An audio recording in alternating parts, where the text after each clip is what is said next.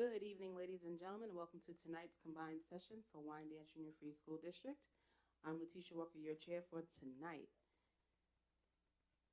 I'm going to call to order at 6:02 p.m., followed by a moment of silence, please.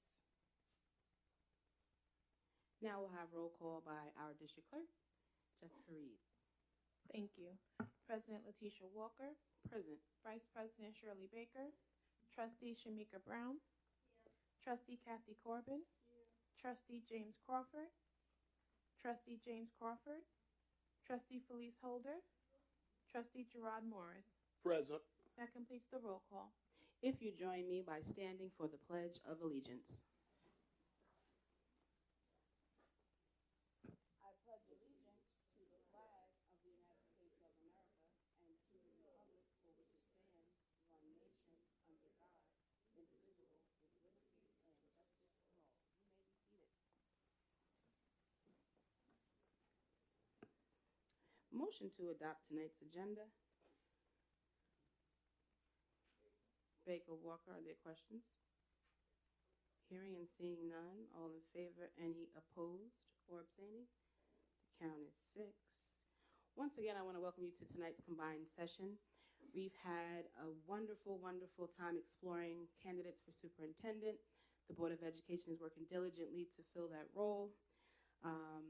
That's in keeping and aligning with our district mission statement, which is to inspire the passion for learning and educating all students to achieve their full potential. And tonight we'll continue with looking at our diligence, figuring out how to get these operations in the tip-top shape that it can be. And we need to go into executive session to discuss contracts, the employment of particular persons, receive legal advice. Is there first? Morris Walker, is there a question? Hearing and seeing none. All in favor? Any opposed or abstaining? The count at 6:04 p.m. is 6. We are officially in executive session. Thank you.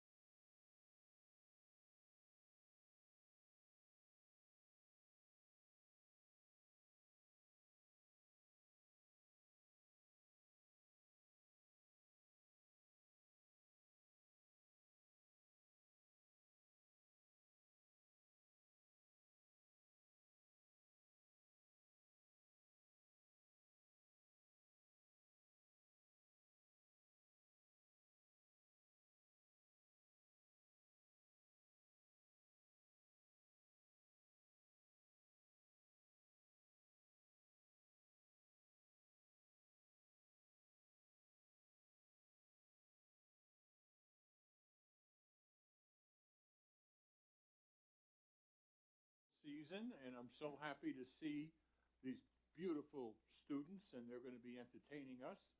And I'm going to hand things over to Dr. Jordan, and she's going to make some introductions. Dr. Jordan. Let's put our hands together for Dr. Jordan.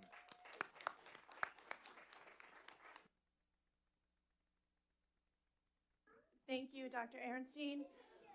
Good evening, Board of Education, community, and guests. We have two special presentations, one of which, if you can look behind the Board of Education chairs, you will see our second grade scholars worked on casitas, also known as little houses from the movie Encanto, and built them to match the powers they would have if they lived in the movie. So you have London Merchant from Mrs. Ash's class, Christopher Alvarez from Miss Vaca and Miss Taylor's class, Belinda Maldonado from Miss Magnani and Miss Peron's class, Daniel Ramirez from Miss Ash's class, Matthew Alvarez from Miss Arato's class, and Kyla Allen from Miss Ash's class. Wow, Miss Ash has a lot of artists.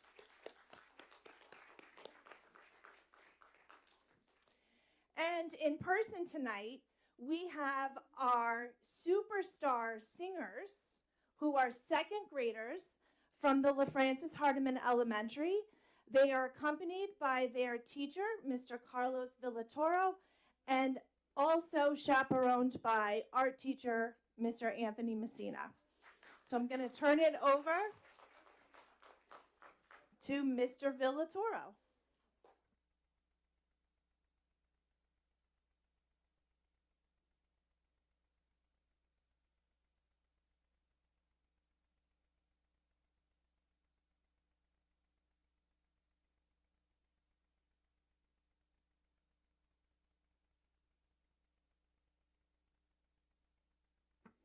Hello everyone, buenas tardes. I have a lot of my first graders here singing some songs for you. We're first going to sing a song, Hello Around the World, which is a song we do every day. We learn about different languages. Después we're going to do Feliz Navidad, and we're going to end with Jingle Bells. All right.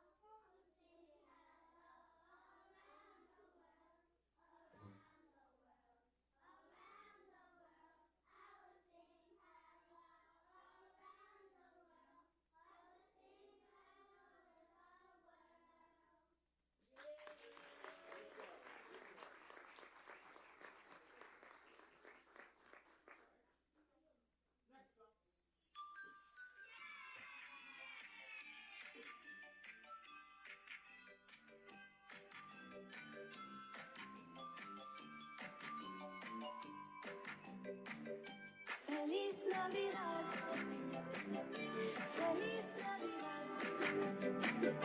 Feliz Navidad, próspero año y felicidad. Feliz Navidad, Feliz Navidad, Feliz Navidad, próspero año y felicidad.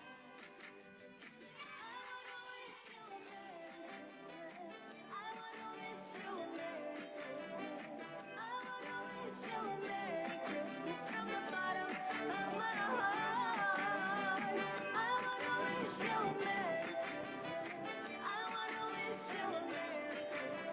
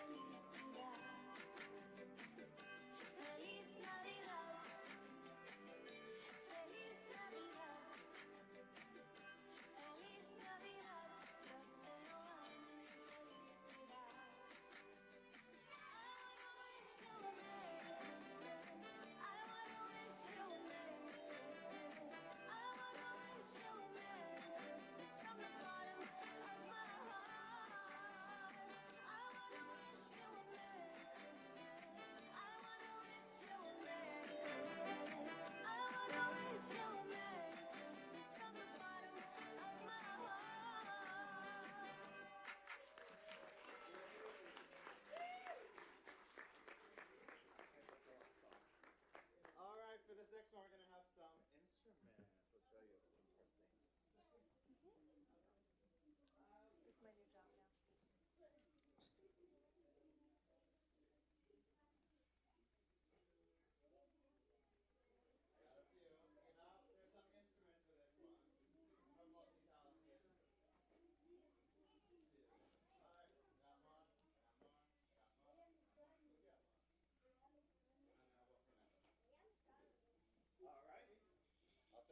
All set?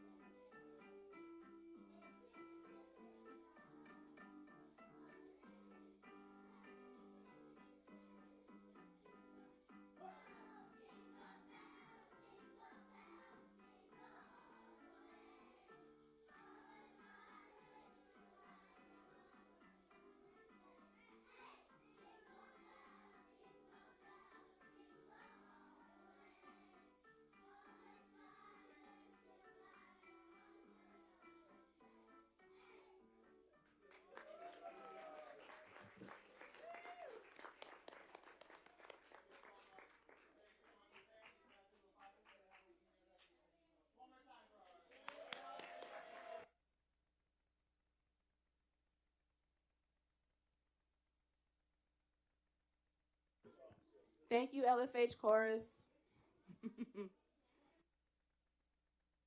And thank you, parents, for coming out tonight and supporting our kids. It doesn't get any better than this. And my favorite part of the song is, hey!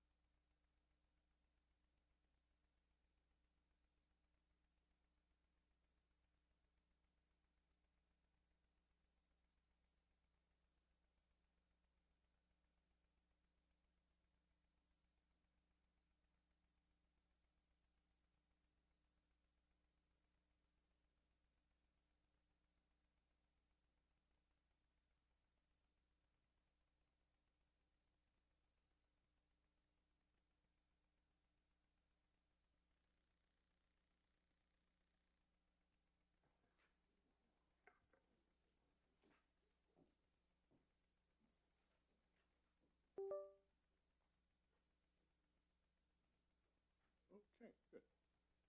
All right, so I press this to advance. This one to advance? Okay, very good. Okay, good evening, everybody. Ooh, that's nice. I like that. Okay. I have been ongoing keeping the board informed as to the development of a gifted and talented program. And I met with a group of about 10 educators here in Wyandanch and developed a proposal. I sent the entire proposal to you last week so that you could kind of read it over and in depth. And I'm going to give you an overview of that proposal tonight. I'm not asking for any action in terms of voting on anything tonight. I'll come back to you in January with a resolution, and with your support, I would like to implement that program. But in any event, let me take about 10, 15 minutes to walk this through with you, okay? This would be for a program in grades 3 to 5. A brief definition, Gifted and Talented is a program that's going to challenge gifted and talented students so that their knowledge and skills are developed and enriched. Children will develop particularly higher order thinking skills within the context of the various subject areas. Dr. Aronstein, before you proceed, members of the public are texting me who may be watching virtually saying that they cannot hear. And we spent a whole lot of money on this new system and seem to be coming in very low. So I think tonight we can at least get our money's worth. So if, while you're going through the presentation, if we could please adjust the volume. Okay, if you could do that.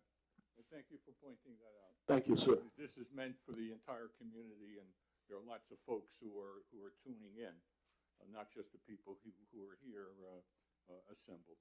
Okay. Yes.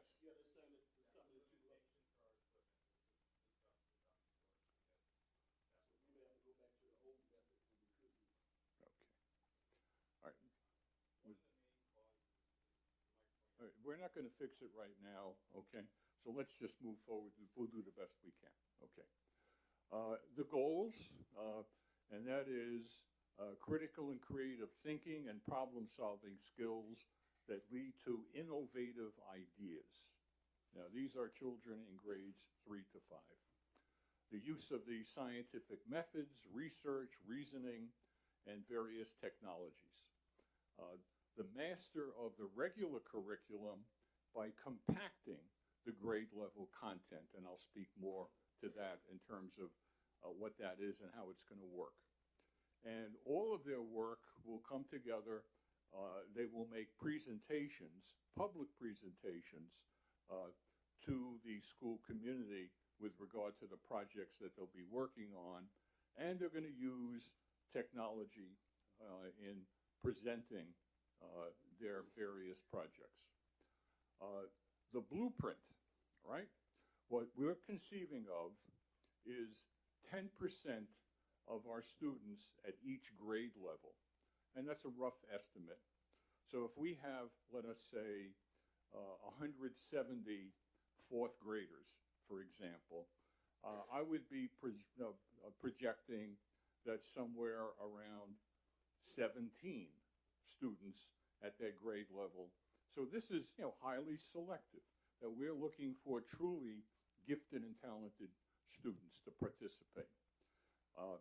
The projects that they'd be working on would be linked to the existing curriculum, the content in the existing curriculum. But the idea is that they would go deep with a great deeper understanding of the concepts and the skills and how to utilize those in unique kinds of ways. There would be compacting of curriculum, and that is students would take pre-tests in the various units that they would be studying at their grade level and determine the topics that they've already mastered, so that we could save time, and students would say, look, I already know this stuff. Why am I going to sit through? You're going to teach it to me again. So that would be compacted, and we would create time for them to participate in the gifted program. So we call that compacting. And that is, the thought would be that we're going to take a topic, a project that the students would identify, their choice. They might work individually or in small groups. And in going deep, they would add 25%. So we're going to take out about 25%, and then we're going to add 25% in terms of their projects. Okay? Again, emphasis on thinking skills would be part of, injected into every aspect of the curriculum. That in setting it up, there would be a revolving door. In other words, we're going to have a whole series of ways in which we're going to screen and select these students. And we're going to be doing it on a revolving door basis, which means that if you're in the program in the 3rd grade, you're going to have to show that you've been productive in this program in order to roll into the 4th grade. And if you're not going to continue in the 4th grade. So there'll be a revolving door. There'll be a waiting list. So if we reach a maximum, and we could define what that might be, then we'll have a waiting list, and those kids who aren't doing their work and achieving, we'll roll them out, and we'll roll in students on the waiting list. Okay? There'll be an annual screening and selection process, and that'll be, we'll be using designed screening and selection instruments. Now, gifted and talented programs have been around for about 50 years. And the literature is filled with best ways of going about screening and identifying, and I'm going to get to those in a second. Important part of what we're going to do is ongoing communication with parents, and that is regular progress reports in the form of a narrative. In other words, we're going to write to you. It's not going to be a checklist.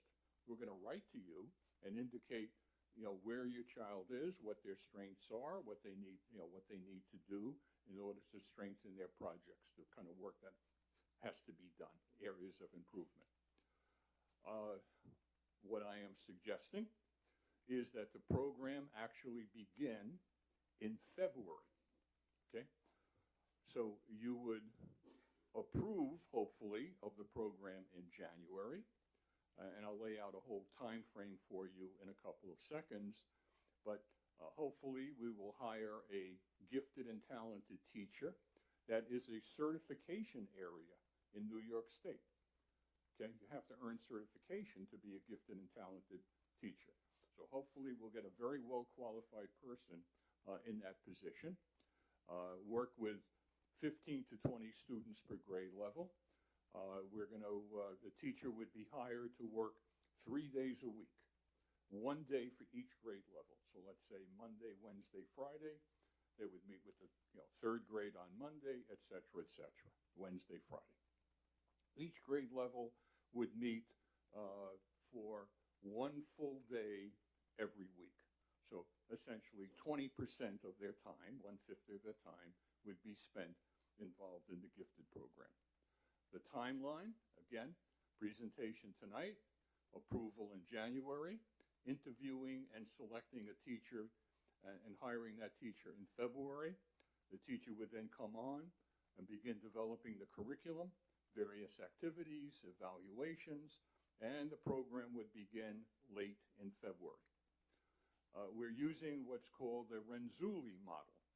So if you Google gifted and talented, the first 20 things you're going to find, you're going to talk about Renzulli. He was a professor at the University of Connecticut, did this work his entire lifetime, absolutely outstanding work. All of the work in the field was based upon what Renzulli did. highly, and what he said was highly productive people are characterized by three qualities, right? And that is your ability, okay, your ability, your intellectual ability, your task commitment, and that is your ability to stick with a task from beginning to end, somebody who is committed. And finally, creativity. Those are the big three with regard to the Renzulli model. I remember years ago, I'm talking about 40 years ago, as a parent in the school district where my kids went to school, and they were interested in developing a gifted and talented program. And we were defining what that meant, came across Renzulli. We actually invited him, and he came to our district and spoke to us. And I remember I had a good friend who was an illustrator. And I said to him, and a very creative guy, and I said, you know, what is it that makes you gifted as an artist, talented as an artist? And he said, I can't stop drawing, okay? Every fiber in my body, every time. And I go to dinner with him, and he'd have a pad. And it would be, picking out people in the crowd who had an interesting face. It would be picking out, a landscape if we were sitting in a park. And he would draw. He couldn't stop drawing. That's what's called task commitment. And we have children like that, okay? You know children like that. The selection would be best based upon test scores, and this would be these validated, reliable tests that Renzulli has developed. There would be nominations, teacher nominations, parent nominations. Students could nominate themselves. You develop a pool, and we take a look at every kid who's in the pool, and we identify those who we feel, those 15, 20 kids who are truly gifted. And alternative pathways. So in other words, I have 5 children. One of my children was a vocalist. He actually trained with an opera singer who lived in our tiny little rural town, okay? And so when there was a gifted program, she stepped forward, his coach, and said, I nominate him, an alternative pathway. This was a person who actually lived in town and did work with him. So just to kind of give you an idea. It's based upon what's called project-based learning, okay? From my point of view, as a lifelong educator, this is one of the most productive ways of going about in terms of teaching and learning, okay? If you ask me, what is the best way to instruct our kids? And I would say through project-based learning. So what does that mean? That means that you have a curriculum and you have a topic in the curriculum, and that student makes choices on the basis of what's in that unit, all the various content areas, all the different concepts, and says, I'm really interested in this particular unit, okay? I need to know. For instance, predicting the weather, okay? Or a concern about air pollution, a concern about your well water, okay? And believe me, there are 3rd, 4th, 5th grade students who could be into that kind of stuff and could really consume their attention. So it's based upon a child's need to know, a driving question. What is the driving question that they're seeking to understand? Okay? Very self-motivating. The student uses their own voice and their own choice in developing their project. They design their project, obviously, with the guidance of the teachers. That what we're teaching are 21st century skills. So we're talking about 21st century skills, we're talking about technology. We're talking about Web 2, Web 3, artificial intelligence, all of that kind of stuff. We're talking about inquiry and innovation. Inquiry meaning, here's something I'm interested in, and I'm going to inquire and inquire and inquire, look into it deeper and deeper. I'm going to ask questions, and the more information I have, the more information I'm going to want to learn about it. I have to find out about it. And that I'm going to approach that project in an innovative way. And we're going to get feedback and revision from the students who are working with them in their project, and or their teacher, and or anybody else, their parents, and what have you. And at the end of the project, there is a public presented product, some kind of presentation, okay? Could take all kinds of different forms. It could be as simple as a report. It could be a dramatic presentation. It could be musical. It could be graphic, artistic, whatever the child is interested in terms of producing this project. We're going to need some professional development for that teacher, and I predict that you get somebody who is an expert and gifted and talented. They're probably going to need about 15 hours or so. And some of the subjects that they might want to look into is the gifted child, identification of gifted students, how to go about compacting the curriculum, higher order thinking skills, concept-based teaching, the Socratic method, stuff like that.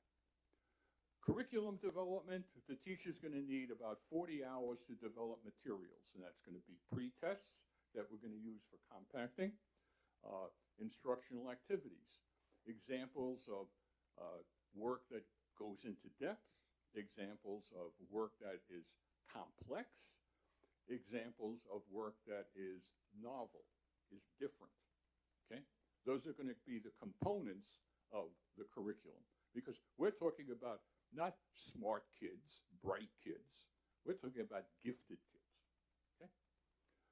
Program evaluation will be comprehensive, both formative and summative, which is just a fancy word of, way of saying that we're going to evaluate along the way at various checkpoints to see how we're doing. And summative means at the end of the project, we take a look at it at the very end and kind of provide a summary. And that the evaluation is always linked to goals. What is it that we're setting out to do? And how is the program achieving that?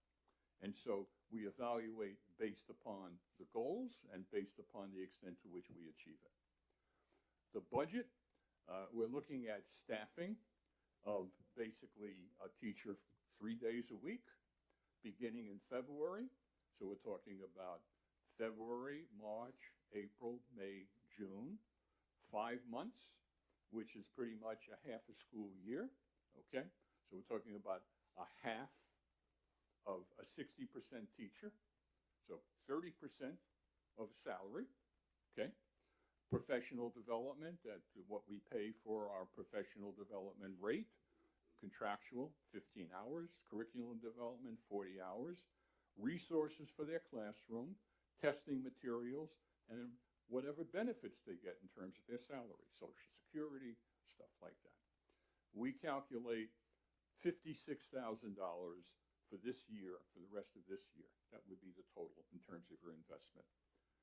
And I thank you very much. I'd be happy to answer any questions, and maybe some of my colleagues could help me answer those questions as well. I know Dr.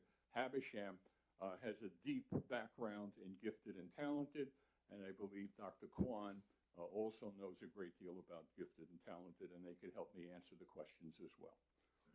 So thank you for your Dr. Larry. attention, and I'm open for questions. Sure. So thank you for the presentation on gifted and talented. I have some very basic questions for you. We'll do them in a triad, if that's okay. Excuse me? I said I have 3 questions for you. I'm ready. So how Do one familiar? at a time, Okay, one at a time. because I may not be that gifted. I don't know. We'll see. So how familiar are you with leading projects of this caliber? How gifted are you I'm in leading not- programs like Okay. this? I'm not bragging, okay? You might want to brag here. This might be the time. A little bit. Okay. Yeah. I've been dealing with the issue of gifted and talented for 40 years. As a parent, I was a member of a task force in my local school district. That's when I met Renzulli. As a school principal, and I was a middle school principal for many, many years, for 15 years, I developed a gifted program. The school was given a national recognition for many things, and a big part of the gifted program was critical and creative thinking skills, and I consider myself to have expertise in how to teach critical and creative thinking and develop that kind of curriculum. As an assistant superintendent, for 9 years, I developed similar kinds of programs in those districts. So, yeah, I've got a heck of a lot of experience doing this. All right. So now, why is this initiative important for a community like ours? Okay. The core of the school experience, the mission, is the development of the intellect. Yes, all of the other elements in terms of SEL, okay, in terms of giving kids experiences, going on field trips, anniversaries of important events in life, music, art, that is part of that entire curriculum, okay? But the very core is the development of the intellect. We provide all kinds of support, and we should, in terms of students who need extra help in the subject areas. All kinds of programs. During the school day, after the school day. AIS, for instance. We have a special education program in terms of any students that manifest any kind of learning need. Okay? We don't pay enough attention to that spectrum, and it's a small spectrum of kids who are truly gifted, and to help them develop their giftedness. It doesn't happen by itself. Okay? You need a very self-aware parent who sees that and knows where to go in order to develop that. And a lot of gifted people, okay, do not fully develop their potential. And we're talking about the development of potential. Next question. And final, just for this session, right? What do you think it's going to take to sustain a program of this level, right? You just said that it takes time to develop this giftedness, and that folks have to be able to identify this level of gift. What will it take to sustain it, especially if this is our first encounter with a program of this caliber? Okay. Think of this year, and it's basically a half a year, as a pilot, that you're shaking it down. And that next year, you're going to expand it another grade level. And the year after that, you're going to expand it to another grade level. So I'm picking 3, 4, 5. Next year, let's push it to 6. And the next year, let's push it down to 2. So now you're going to have, okay, all grade levels involved, and hopefully you're going to have a dynamite gifted teacher. But sustaining the program, with all due respect, it's up to you people.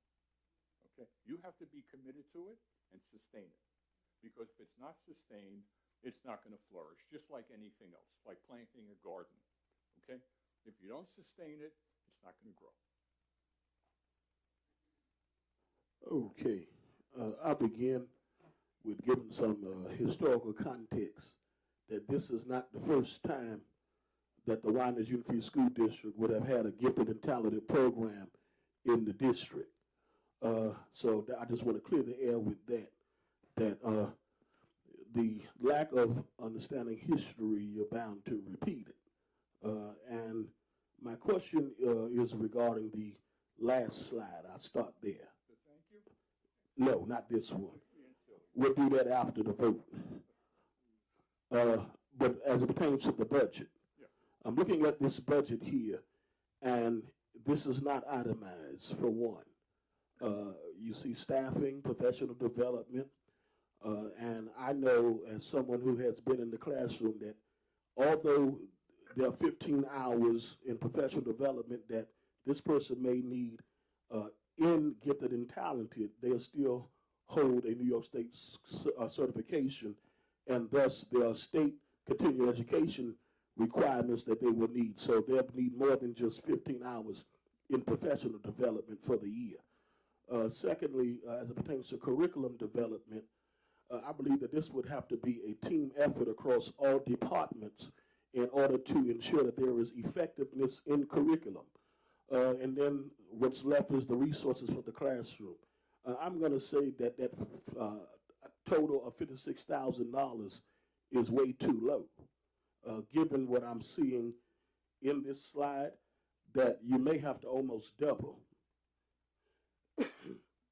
Because if you're looking at a part-time teacher, which I've been asking over the last 3 years, what is exactly a part-time teacher? But if you're looking at a part-time teacher, and one teacher who's going to be teaching 3 grade levels eventually, seeing them twice a week, eventually they'll be full-time. And then my question is, given this proposal, does the current budget, is it able to sustain this? I'll start there. Okay. With regard to, let me run through each of those, okay? So we're talking about, again, 3 days a week, okay? 3 days a week. 1 day for each grade level, okay? 15 to 20 students. So for the rest of the year, basically for 5 months. So you take an average salary that we would hire, and you would, okay, take 60% of that in terms of 3 days a week. You would take half of that for for half a year. That amount of money is very doable. Okay. In terms of professional development, here is a person, the candidates. This person's going to have at least a master's degree in gifted and talented. They're not going to need a whole lot of professional development along the way. Okay? I think that's pretty accurate. In terms of curriculum development, yes, because they're going to have to develop projects and materials for this group of kids. And that's going to be pretty intense. So yeah, it's going to cost money in terms of curriculum development. 40 hours, that's an estimate. I think it's a legitimate estimate. It may take more hours than that, but and that's an additional outlay. We're not talking about a deal breaker in my head. Resources for the classroom, a lot of that stuff you already have, and whatever extra you're going to need is going to be marginal. Testing materials, not a lot of money. Benefits, that's what teachers get. Do we have sufficient monies to do that? I defer to Mr. Wilson. Do we have that kind of, even if it's $100,000, which it's not going to be, we've got that kind of money? Not too fast. Thank you, Mr. Wilson. Please use the microphone, though. Question. When I know more, I can speak. Question. $100,000 and a budget of, what was it, 16 million? If it's the district's and board's priority, my job would be to find the money and provide you with offsets to that. Okay. In totality, in terms of your entire budget, we're not talking a lot of money. But let me say this, and then Mr. Crawford is itching at his seat as well. What would this fall under? Would this fall under special education? No, no, it's not special Now, ed. y'all are saying no. However, some districts do have it under special education, and it's not, and it also it removes the stigma that is placed upon special education. Okay, let me speak to that. Wait, 1 second, then I gotta let everything out first. Another thing too is that as educators, there is something that you, especially as administrators, when you walk into a classroom, you want to see that there is something called differentiating instruction. And so there is no way that we can have a program to this magnitude and instruction not be differentiated. I don't, if we're speaking to the gifts of the student, there's more than one gift and more than one talent. So we can't speak to their gift and talent and teach to that if we're doing it through universal teaching. That's the reason why we're looking to implement a gifted and talented class in the district so that those students can receive differentiated instruction. And also, you said that this teacher would see at least 3 classes a day. So they'll need a prep because there's ongoing curriculum development. And so that's another period. And after that, labor law kicks in, they're going to need a lunch. So that's a full-time teacher. Okay, let me speak to. And then I'm done. It's on you, Mr. Crawford, now. Okay, can I answer those questions? Okay. The students, okay, they would participate in this in terms of their school day similarly than the rest of their school day. One day a week would be spent in gifted. They would be spending about 6 periods a day in a nine period day. The other 3 periods, they obviously would be having lunch. They would be having art. They would be having phys ed. They'd be having music. They would meet with their cohorts in those areas. The teacher would be freed up during that time for the teacher to have lunch, for the teacher to be working on curriculum materials and preparing for her classes. That's how that works. Gifted students come in all sizes and shapes, including students with special needs. Some of our most brilliant students have learning disabilities, okay? All right? Believe it or not, and I'm not saying that I am gifted, but I have a very significant learning disability, which I have learned over the years to accommodate. I have no idea where 3 o'clock is on the clock or 9 o'clock is on the top. I know it's either over here or over there. So if we're driving along and you're saying, oh, take a look at that beautiful at 3 o'clock, I don't know whether to look this way or that way. I don't know where to put a stamp at the top of an envelope. I don't know whether it goes on the left side or the right side, okay? This disability manifests its way in all kinds of different ways in my life. And so I spent, in my house, I only have clocks with hands on it, okay? I don't use digital clocks. It's not helpful to me. I used to wear a watch, okay? And the watch would have a face on it. So I could take a look if somebody said 9 o'clock and look over there. When I fill out write my bills, I have a canceled envelope in front of me and shows me where the stamp should go. I have accommodated. All I'm saying here is that gifted students can be special needs, and they come in with different languages, different cultures, different backgrounds. It is for everybody. Thank you. So you answered my question then. When and going back to what department will this fall under, you said no, and so did everybody else.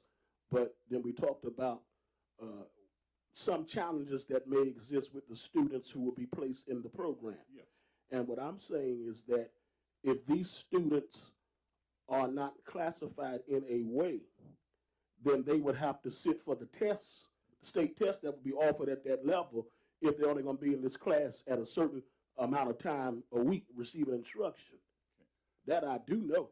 Okay, with regard to because they would have to be exempt. Yeah, with regard to the tests, many of the tests that identify gifted and talented are nonverbal.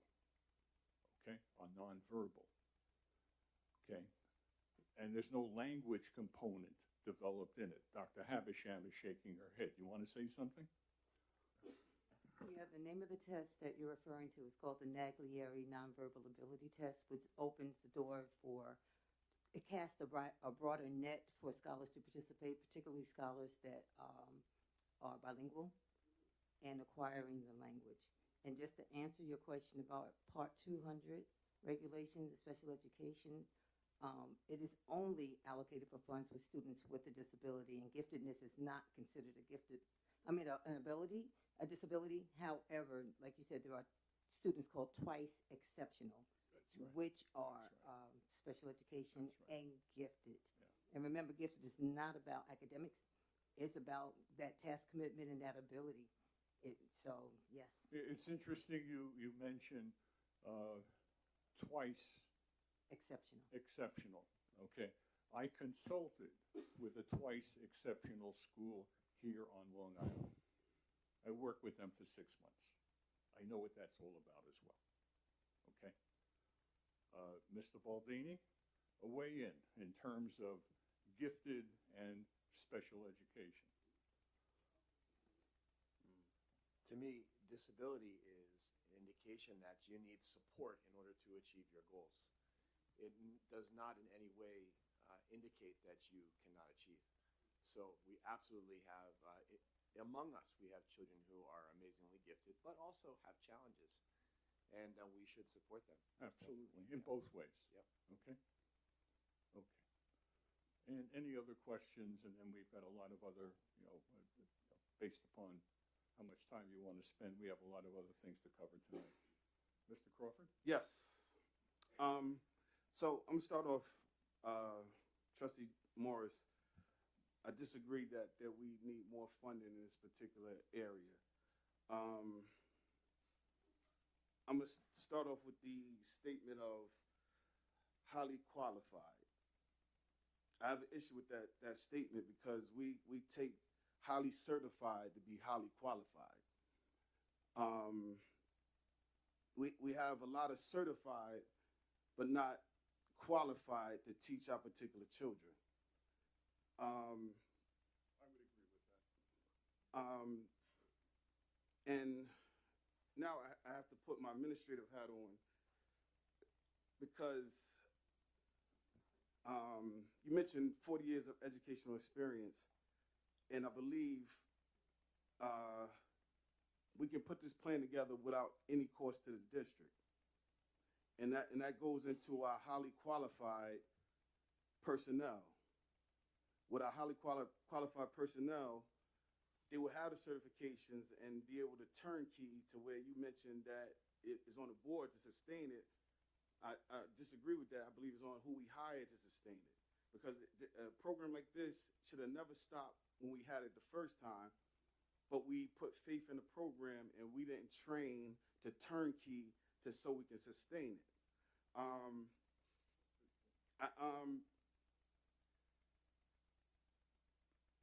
have an issue too with the term gifted and talented. I think every student should have an individualized educational plan within that teacher. So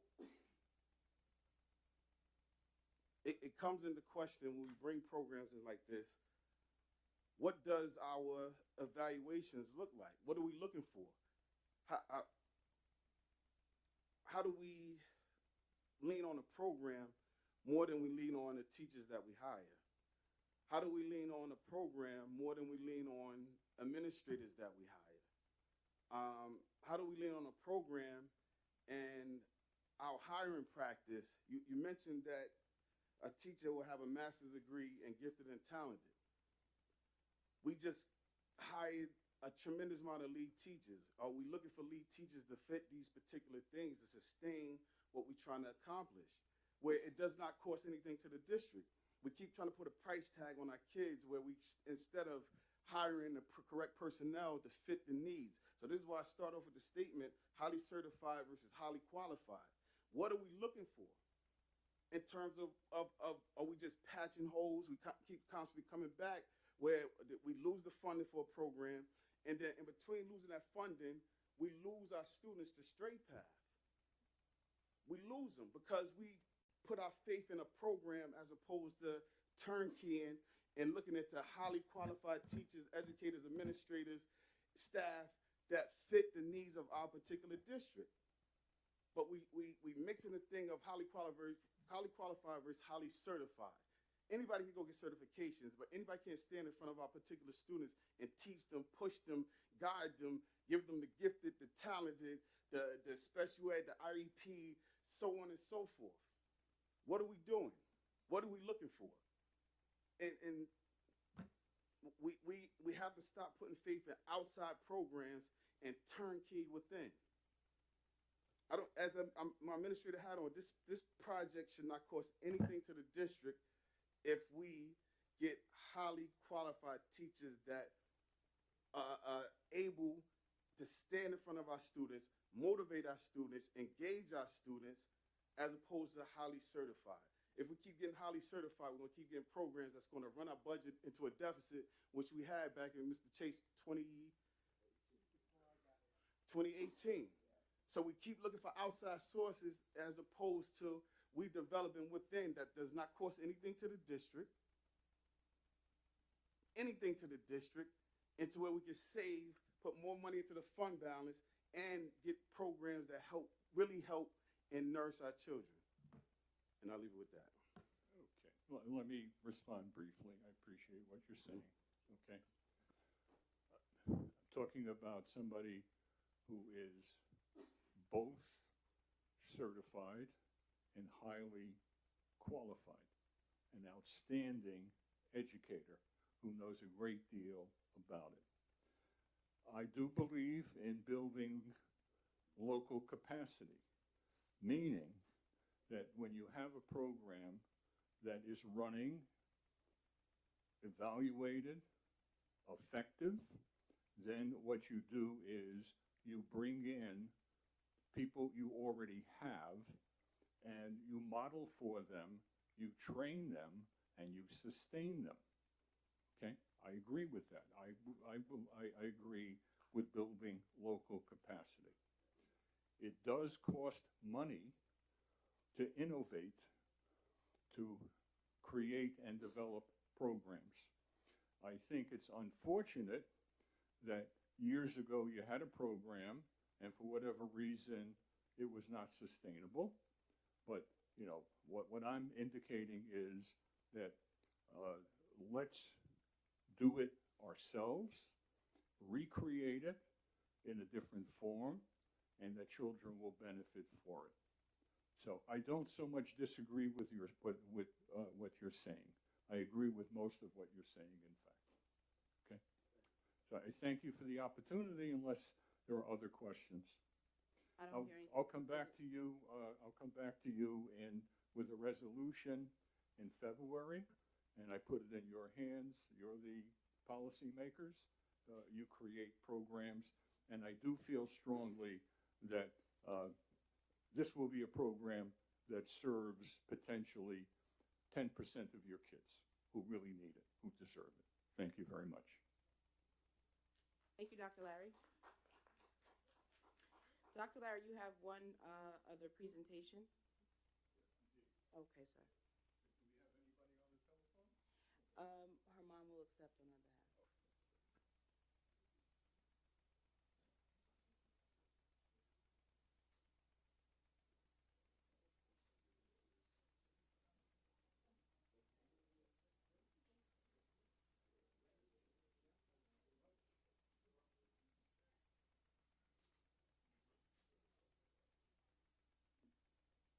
At the last board, I'm getting tired of my own voice, okay? At the last board meeting, I believe was the last one, we recognized a whole bunch of folks for their service and the longevity of their service in Wyandanch. And unfortunately, we left somebody out. And so we're making up for that. And I want to recognize Sharon Baker. Ms. Baker is a Wyandanch Memorial High School class graduate of 1984. She came back to the Wyandanch School District as an employee in February of 1999. While here, she held various clerical positions, and in addition, she was a very successful coach, coaching positions including JV boys basketball. As an assistant varsity boys basketball coach, the team made it to the semifinals. Ms. Baker retired from the Wyandanch School District in July of 2021, and I want to present this very lovely clock, and by the way, it has hands on it, so I know where the 3 is, and the batteries are working. Okay. Wyandanch School District presented to Sharon Baker upon her retirement and in recognition of 22 years of service, Board of Education, and this is a lovely thing I think she could cherish and put on the wall.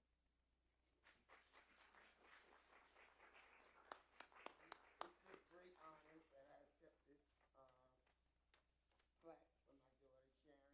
All of you know her story. I don't have to tell it, but well deserved, and she's doing quite well. But I know she would still love to be at work, but unfortunate things didn't, work out that way. So thank you. President had stepped out I a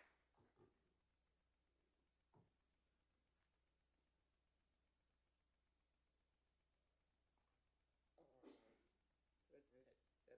I see. Yes, so President Walker just asked me to move to the next item, which was the receiving and hearing of the delegates. Okay. So on my list, I have Philomena Russo to speak.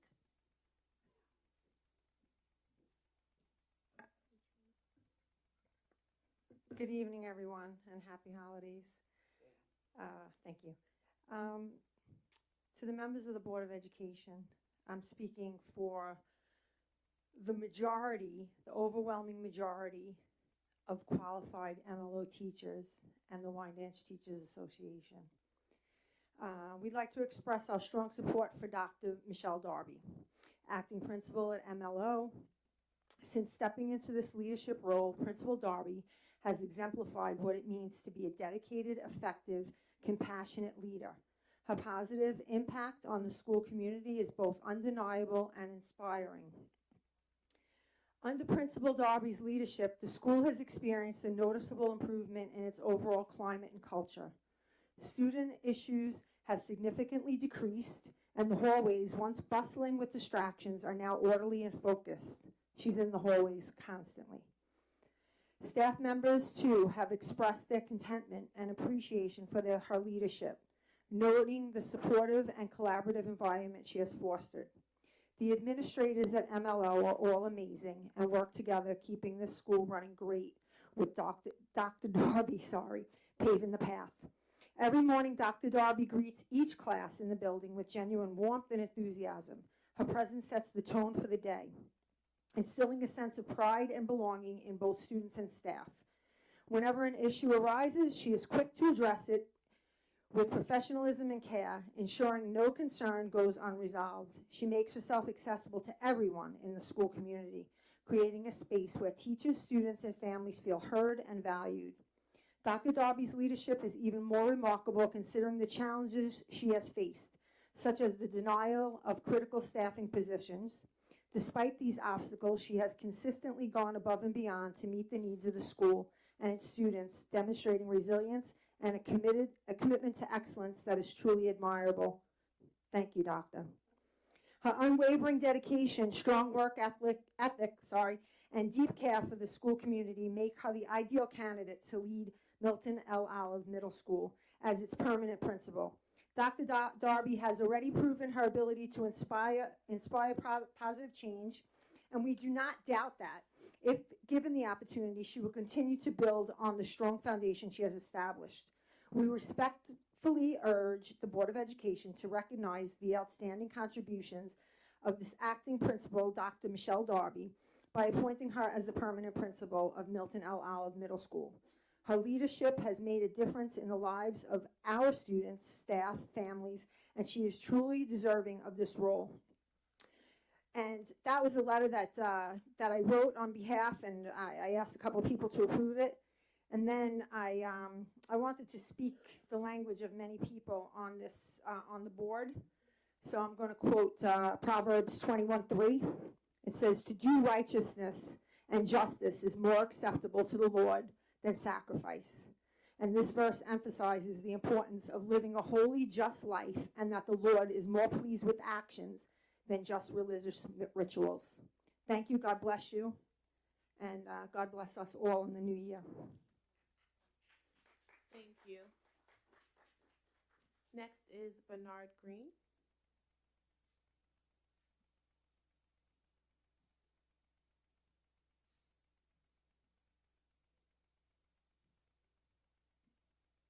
Good evening, everyone. All right, I'm from Wyandanch 36 North Sports. I filled out a request for use of facilities for the Wyandanch kids. We started a program for football, and we started out with like 20-something kids, and we're up to over 100 now. And we have all age groups. We have ages 5 and 6, 7 and 8, 9 and 10, and also the 11 and 12s. And we're looking for a gym to use during the winter time. And I'm also working with Wyandanch's athletic director, Mr. Davis, and we're trying to develop this program so that he actually has a feeder program, because I'm not sure if you guys are aware of the Milton Olive School with the kids, with the football, where they forfeited a lot of games because a lot of the kids quit. The kids quit because they didn't start at an early age. So they have no idea what it's about. They go out there and play one game and take a hit from an experienced player that has this program in their neighborhood, and they're not able to handle it. So the program started failing there. So we're trying to build it up to what everything used to be, where we had the band here, we had the sports here, where everything is working, everybody's working together. So I'm asking for a use of the gyms at the Milton Olive School, at the Martin Luther King School, whatever days we can get them in the evenings, whatever days they're available. And I put in the paperwork. I don't know if you guys are aware of that or not, because everybody's looking like they never heard of this before. Question. I'm sorry. With the paperwork, you submitted the insurance as well? Yes. Everything they asked for, and also the signatures. How long ago? 2 months ago. And they told me it was going to be on for this meeting tonight.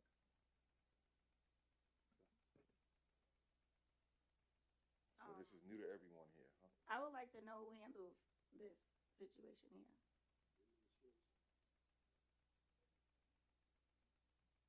So why is it 2 months that no one got back in contact with him? And he has insurance, he filled out his paperwork. Mr. Mayor, answer? I may need to ask Mr. Green a question too. I think we've met Sure, again. Yes, we met previously before, on a yes. similar issue. Who did you turn the paperwork into? It was your secretary in your office. And who told you what would happen and when? She actually called me on Monday. And said what? That it would be on for tonight, to be here tonight. Do you know the name of my secretary?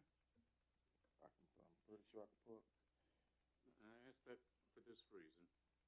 I do have a recollection within the last couple of weeks, a form was returned without insurance, without many things, and without signatures. And I also recall that the school, one of the two schools you were requesting use of, informed us that the gymnasium was not available on the days you wanted to use them. Did she contact you regarding something like that, to ask you all for alternate days or something? No. Were you aware that one of the two schools indicated there was no availability for those days? No, I mean, Mr. Davis helped me fill out the form with the days. He coordinated with me with the days and which schools to put down. I guess what I'm inferring is I'm very familiar with who did what and when. There's a reason that's not here. There's a reason it's not here. What's the reason? to make sure that what you're requesting is in order in terms of the paperwork, not in terms of the brand activity. And we need to make sure that what's happened in the past isn't repeated. And an open session is probably about as far as I care to go with it. So what do I need to do to make this happen? Because right now, you're not holding me back. You're holding the kids back. You're not, well, you can write your number down for me.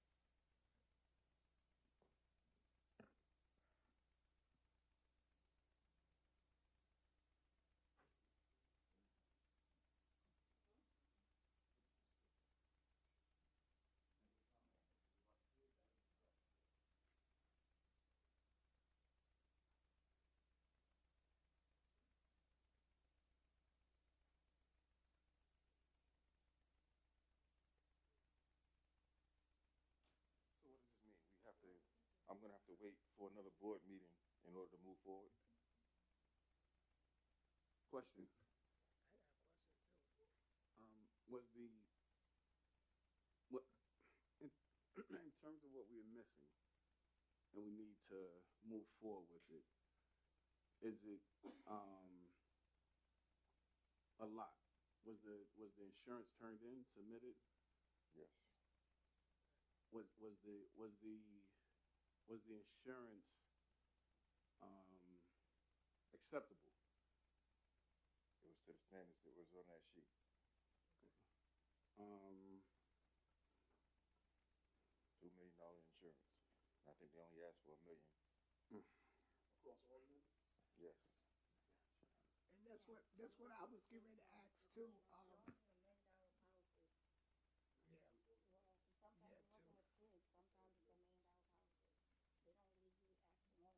Well, I was going to ask, what is the name of your football team? How long you been playing in Wyandanch? Because I know you must have to play to come here. And what's the name of the team and how long you been playing? It's Wyandanch 36 North Sports. Okay. And that's because we're trying, like I said, we're working with the athletic director, and we're trying to bring baseball back. Right. We're trying to bring up the basketball team. We're trying to do everything. Right. So Everything that the other towns have to offer, I want to see these kids have too. So you've been playing since last year, so you had to have Yeah, our insurance. season's officially started on September the 15th. Right, so you already And we went through the season from here, from Wyandanch Park to all the other school districts, and played against everybody. And we made it through the season. Question, what league are you in? Because, The NSFL, does the Football League. NSFL require insurance? Yes, they require insurance. I mean, is the question here And insurance? same What thing is the is question? I don't understand what is the dilemma here. Is it insurance? Is it availability? Is it paperwork? I mean, I'm not understanding. Like, we're talking about 3-4 different things here. He's standing here, and none of us have an answer, really. Let me interject of for a what he said- second. What he's talking about. Let me interject for a second He's here. saying like 4 or 5 different things. Let me touch on insurance in general. And this has nothing to do with you, Mr. Green. We have board policy. And the policy has the limits on what each insurance category should be, whether it be workers' comp, professional liability, accidental. There's a whole different set of limits. And with those you have to have coverage in certain areas. I can't say that I know off the top of my head, but there's also a certain amount. That's from there. Secondly, it appears that there was a lack of communication between on the district's behalf, because at the end of the day, someone told Mr. Green that this resolution would come before the board tonight. Someone dropped the ball as it pertains to communication, whether it be with the board or with Mr. Green, and that they should have properly communicated to him, because I just find it hard to believe that he woke up one day and said, I'm going to come down to a board meeting on a Wednesday to hear about my resolution. But I would challenge that we find the paperwork. If it's signed, if it meets the limits that is set forth in board policy, that we do like we do with other stuff. Now I want y'all to hear me, board. And the board can be polled to give its consensus, because we don't have to wait till the next meeting. It can be polled and a consensus can be given. Also, I do understand about the calendar and that there are some blockout dates and whatnot. But at the end of the day, if he was notified of this before he came here tonight, he would have known what days are available so he can effectively schedule. So my request, my earnest request and desire is that administration meet with Mr. Green to make sure that his paperwork is consistent with board policy, and that then the board be polled before the next meeting to give its yes or no, so that he may meet with and have somewhere for our students and even our community children and those who look to have somewhere to go to during the winter months to practice. That's the solution. If I may clarify, just Mr. Morris.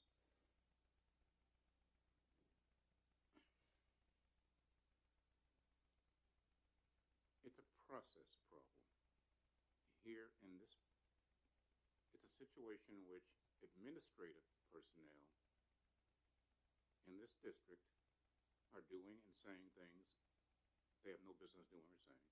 And this is the second year. And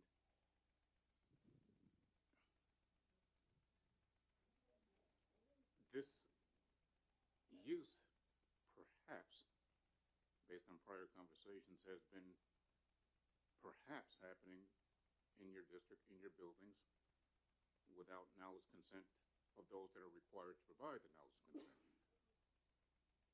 What we're trying to do is get conformity and protect what needs to be protected that is compliant with rules, regulations, and laws, as well as policy.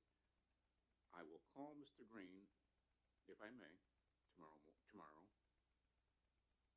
And if I need to get together with other administrators to have a conversation, I don't have a problem doing that. Question. I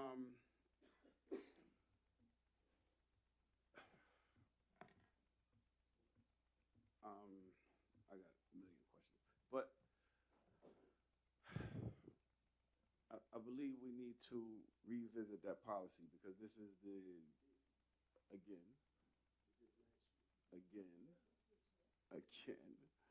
because it's horrendous to me that we can have a lot of outside programs come in, nothing to do with our children, and some of them have carte blanche to our facilities. We have someone who's willing to volunteer to take our children off the street, teach them, mentor them, and help guide them, and which effectively will help our programs in our ladder schools. We're given a hard time. We're already in competition with the charter school,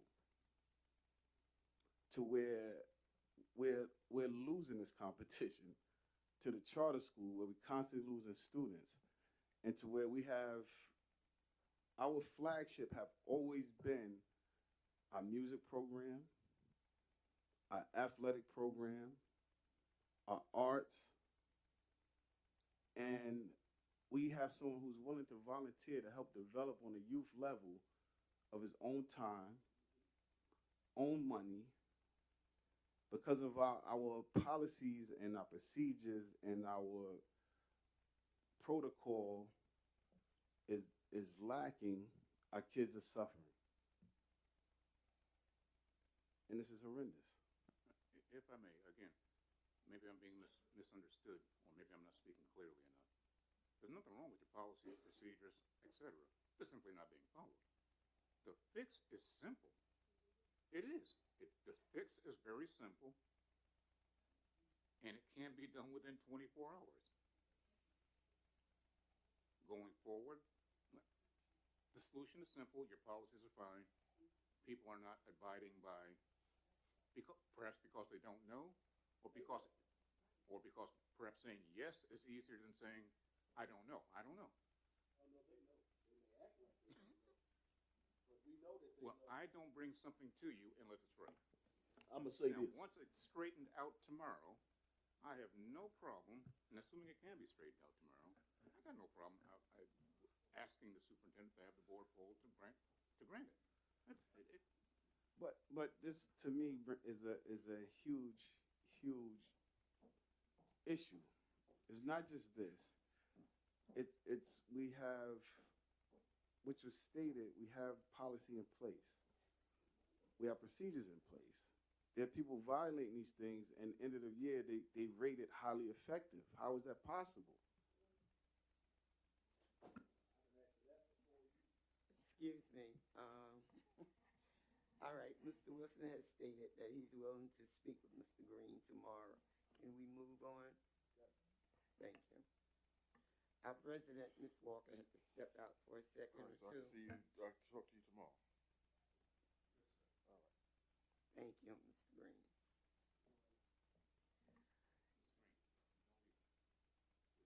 Excuse me, is it a pleasure of the board to continue with our agenda?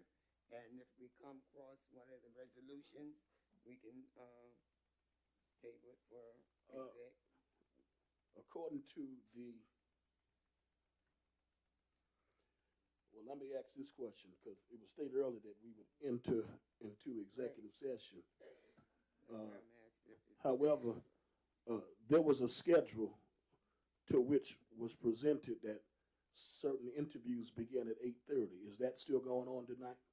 Yes, on the agenda, it's listed after the resolutions. So we have 10 minutes for resolutions.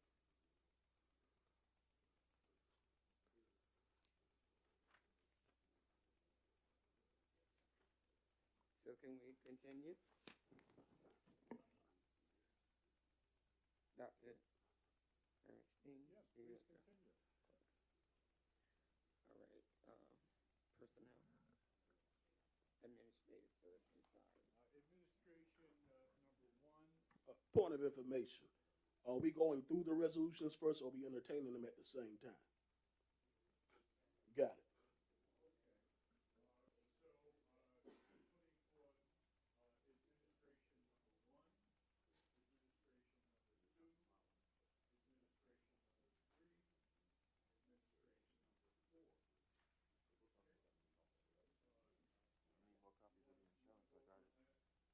You want to vote on that as a package? Yes. Are there any questions on 1, 2, 3, or 4? There. It was in our practice packet.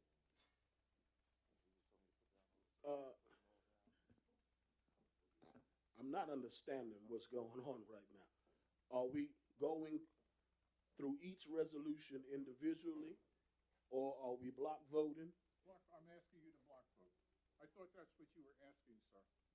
Okay, so with this being a combined meeting, I think it would behoove the board to entertain resolutions either at this time going through them, or because certain resolutions, questions have to be asked for executive session. And the board did not have the opportunity because this was a combined meeting.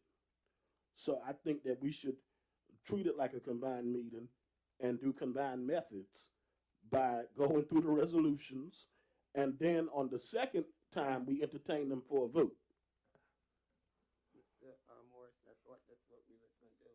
That's why I asked if there was any questions on any of them, 1, 2, 3, or 4. If not, then we could block vote those 4. Okay, administration resolution number 2. We can pull this and go to each one separately. However, upon my review, one club was already voted down, and thus the paperwork that was submitted was from a previous school year, And those students who signed off on such charter may or may not still be in the district. We're talking about number 2. Yes.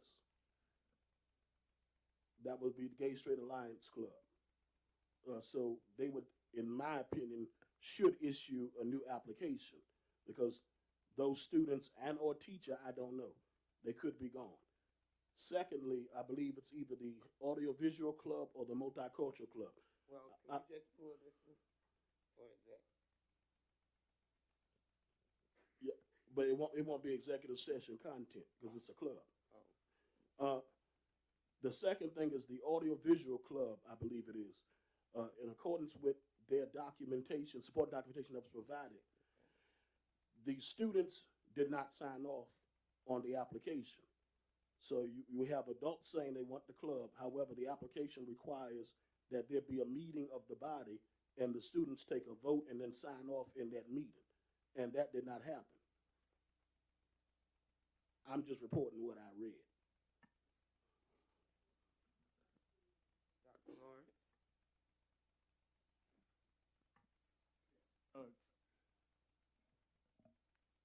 I got a recommendation for these clubs from the high school principal through one of the social workers, and I assume that they had worked through that procedure, but you're pointing out things that, frankly, I was not aware of, and if those are the case, then those should be tabled, given, going through proper procedure. That would be my response. Motion to table administration resolution number 2 until the proper channels are followed. Speaking to the mic. Holder. First. Second, Holder. Who first? Holder. Holder first. Second, Walker.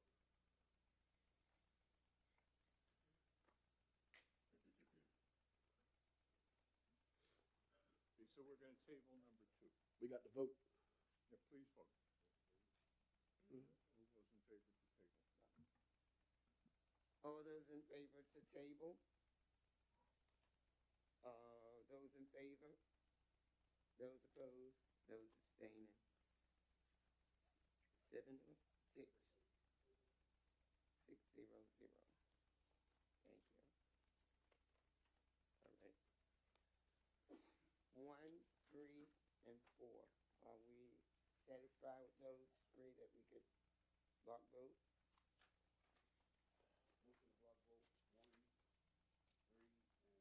Four, yes. Morris. Brown. All those in favor? Those opposed, those abstaining. We voted 6 0 0. Doctor? All right, we're now. Oh, now, that was for the block vote, now for the. Yeah. Now the first. Crawford. Second. Those in favor, those opposed, those abstaining. Vote 6 0 0. All right, moving along. We're moving to Personnel 1. Dr. Havisham? Personnel 1, resignations. Items A through F.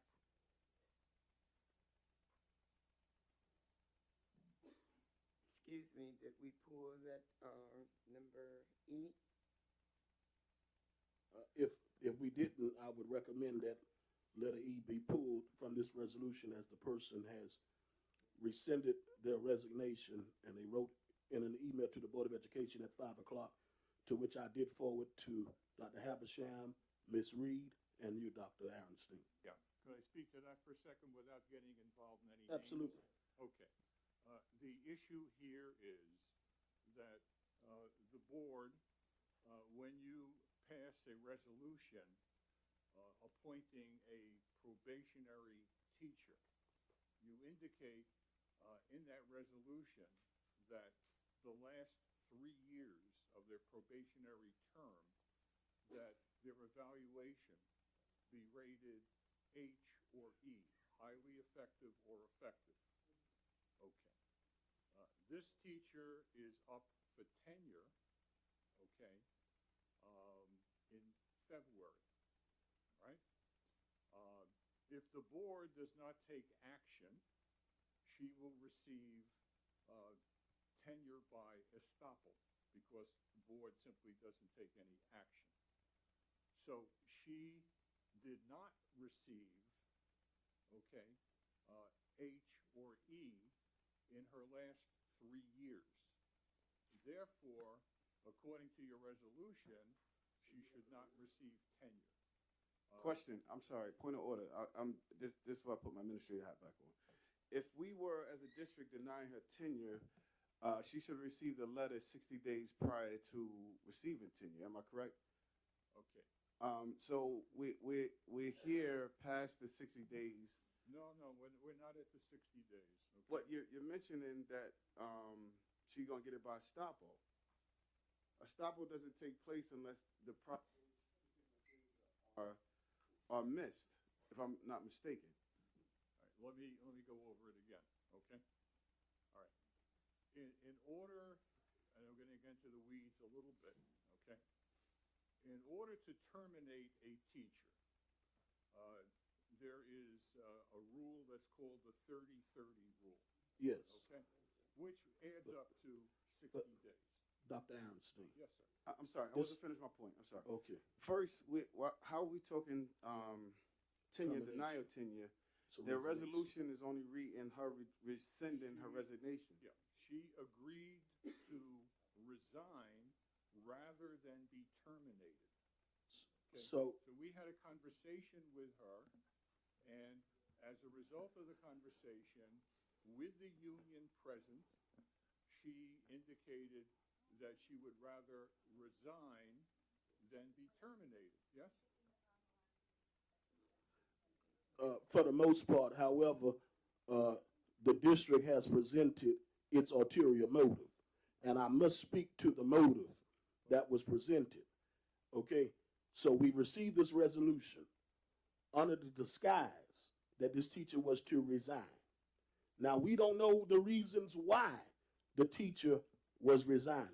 However, what we do know is that at 5 o'clock, we received a letter from this teacher stating that she would like to rescind her letter of resignation. She has Now, the right to. yes. Also, it is the right of a teacher, because I'm going to stand with the teachers union on this one. It's the right of a teacher to request from the district an extension of their probation. The district cannot force anyone to resign. That is considered under the law constructive termination. The district can say, hey, like we have done in the past, well, not we, it has been presented to the board that it was done in the past. Hey, this is now your third year, and next year, you may want to start looking for a job because we won't be recommending you for tenure.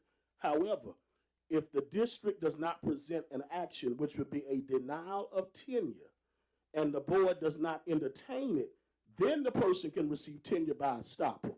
However, the person, this particular person presented to us their intent to resign. We didn't know till just now the reason behind it. They then stated that they would wish to pull their resignation. I said when we got to the letter that they wish to pull it, you said you didn't think we should, and then we opened up this discussion. I'm going to stand with the teacher because board policy says that if you do resign from the district and you write a letter to the Board of Education before the meeting is open and before we entertain the resolution, your resignation is essentially pulled from consideration. And that happened when there were people in the district who wrote phony letters on other people's behalf and sent it to HR and said they was going to resign. And we identified that they weren't even resigning. But that was what was stated then. We received opinion from legal counsel. So this particular person followed all the proper chains and all the process. They submitted a letter rescinding the resignation, and that means that this is automatically pulled. And I'm going to take it a step even further, and I don't care how much trouble I get in, but the president of the teachers union is here tonight. I hope you heard what was said. I hope you heard what was said, because I can't sit here as a vice president of a union and listen to something like that. So I hope you heard what was said.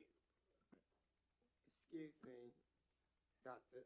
Ernestine, was the employee asked ask for extension? Was she asked to ask for Well, extension? I mean, you know, that's a courtesy that the district. She was informed that, go ahead. Okay, let's go. Let's pull this for a sec. My personal vote is not for executive session, and that this particular resolution is rescinded. That's my personal vote. I do not want to discuss this in executive session. Not only do I not want to discuss it, I won't.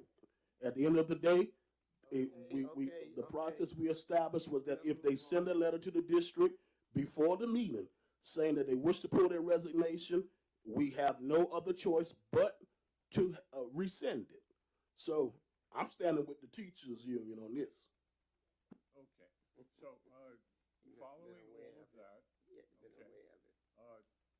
the prerogative of the board to rescind her letter of resignation, and therefore, in order to protect the district in terms of someone whose evaluation was not up to par, I will then begin the first 30-day process in terms of termination.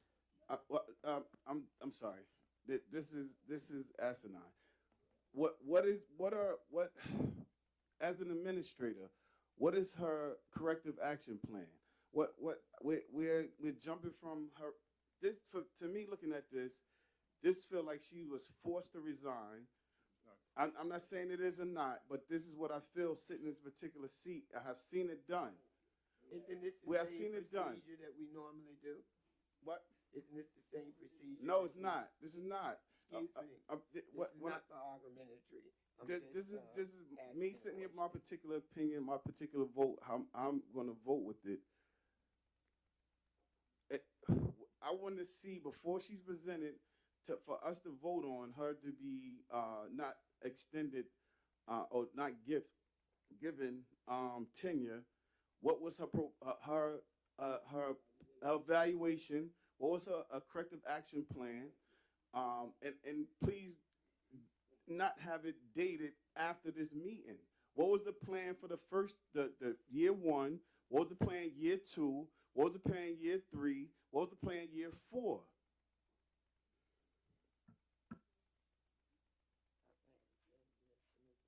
Therefore, Board, I would like to request a friendly amendment to pull item E and vote on items A, B, C, D, and F.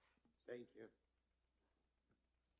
And I would also like to pull letter C for executive session. Another friendly amendment? Yes. No, I just like to table that for Okay, executive. and I would like for the Board to vote on A, B, D, and F.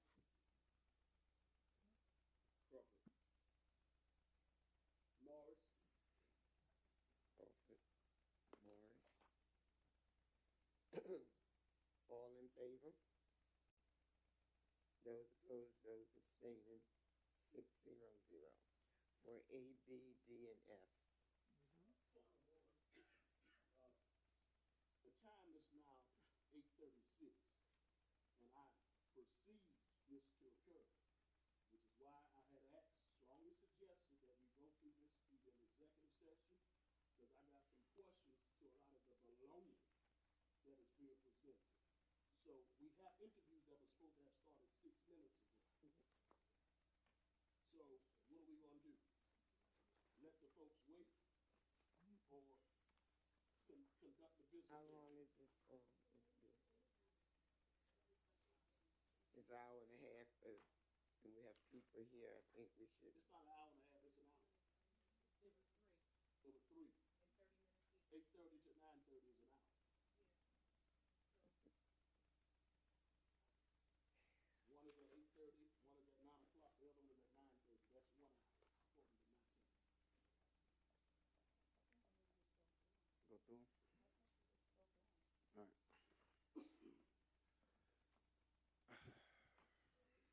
Let's go. Right. Board, what is your pleasure? Let's go through them. We're gonna go through them.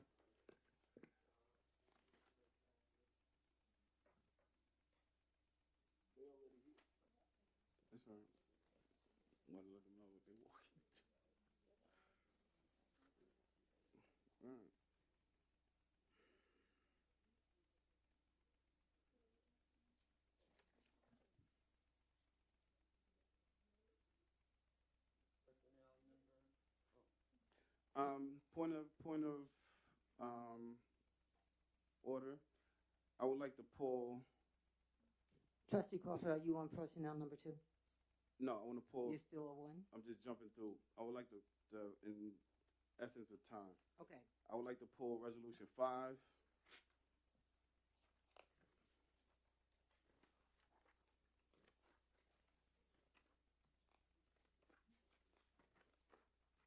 I would like to pull resolution 12.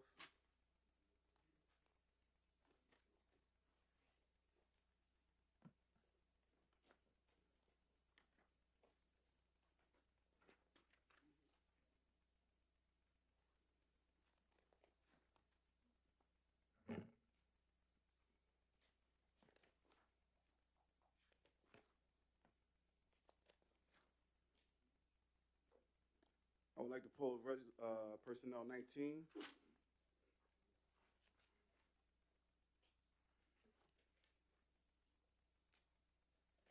And from there, I will make a motion to block votes the rest of the personnel.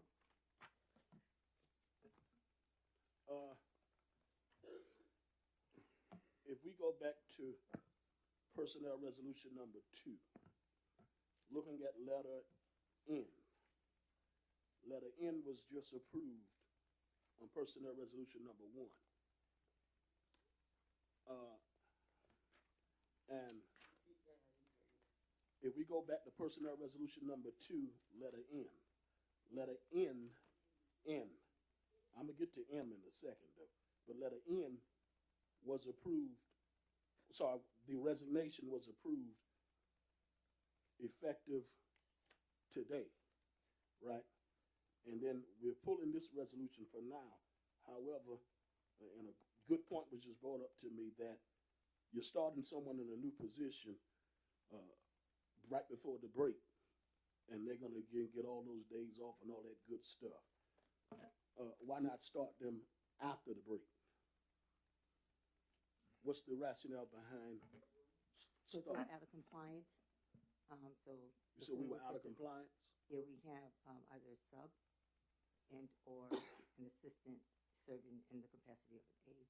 This person was formerly a monitor and wanted to start, they're already in the school, as the one-to-one aide. What, you said we're out of compliance. Which building? LFH. Okay. We good? We good? Yes. We good? I pulled For the sake of the record, Madam Clerk, can you please 19, let us know what resolutions have been pulled? 19, 12, and 5 are the ones I requested to be pulled.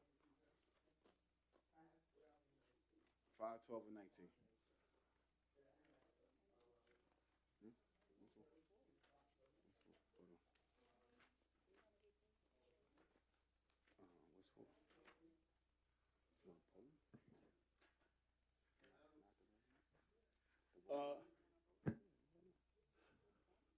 I'd also ask that we pull personnel resolution number 11.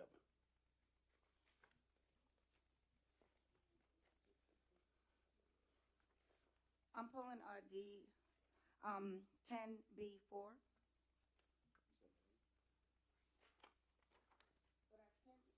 So that's 10B4 on personnel. 10B4. Personnel number 4. I'm sorry, personnel number 4. I'm gonna pull that. I'm gonna pull 5. Personnel number 5. Huh? It's pulled already? Okay. Yeah. And personnel number, what is this? Personnel number 6.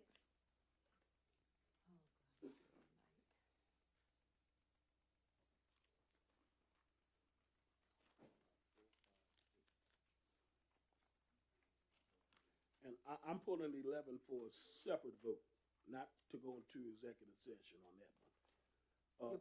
You're pulling 11? Also, number 18, pardon me? Resolution number, Let's just take personnel into exec, please.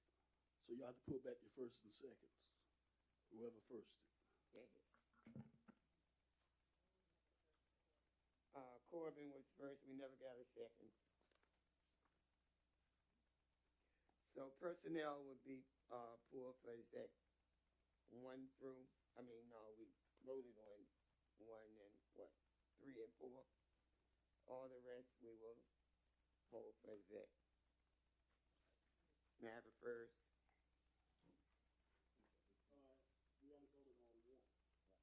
We voted on 1, 3, and, No, we only voted on personnel resolution number 1. we did. That's the only one we voted on. The rest we did not.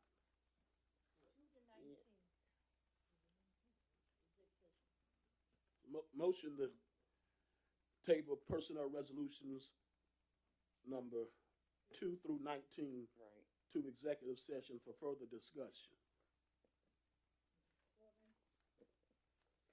Brown.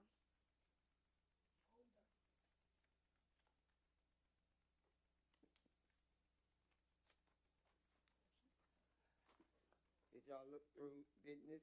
Are there any ones we finished? We got the. Regarding business resolution number 2, I believe. What exactly is this? Is it 2? No, number 3, sorry.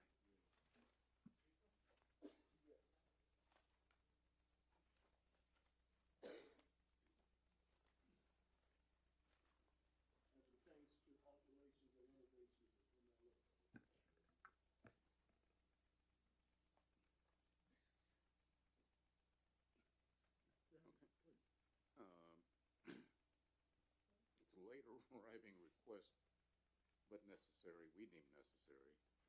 It's to provide the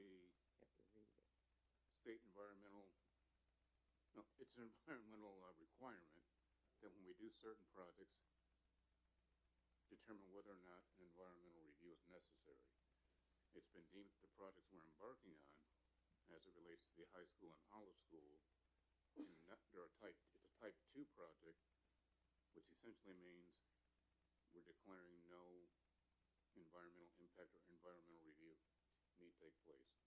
The work that is taking place is work such that none of the grounds or anything like that are being disturbed. We're embarking upon improving or expanding the electrical capacity within both schools. So we have to do this.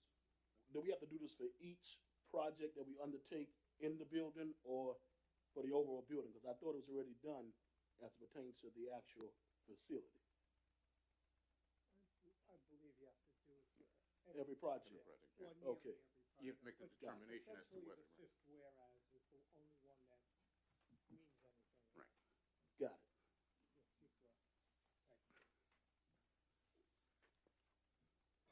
Yes, you're correct. Thank you. At what cost? Well, the secret doesn't, well, the fact that we're not doing an environmental impact study means it's zero cost. If you're asking about the project cost, that's something else altogether. Yeah, that's what I mean. We're about 1.6 million for both buildings. We are out of capacity at MLO and the high school, needs to be addressed. Money's budgeted coming out of the interfund transfer 24-25 school year. Question, so, where basically saying out of space, correct?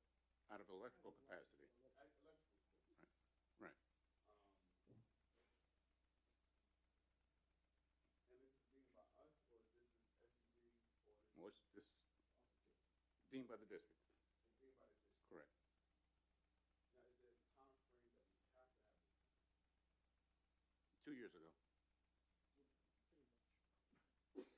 We're at the point now, Mr. Crawford, in all honesty, I mean, we're adding ACs, and as you're more likely than not aware of, new legislation was passed and signed with the 88-degree requirements in classrooms and the like.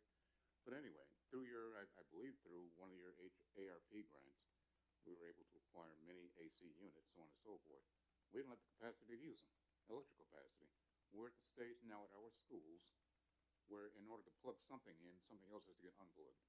Unacceptable. Well, our buildings are unacceptable.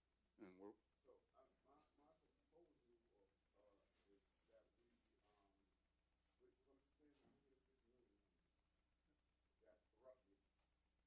between the two schools. Yeah, there's about 750 to 800,000 per schools are working budget right now, yes. That we canvass the community to push for Hold'em School campus. If we're gonna keep taxing, we're gonna tax this as others. And in 2 years, and we can't even get out building. But we keep saying that, I've been on here since '03, and we constantly keep saying that it's not gonna happen in the next 2, 3 years. And now it's 20 years later, and we still have the same conversation.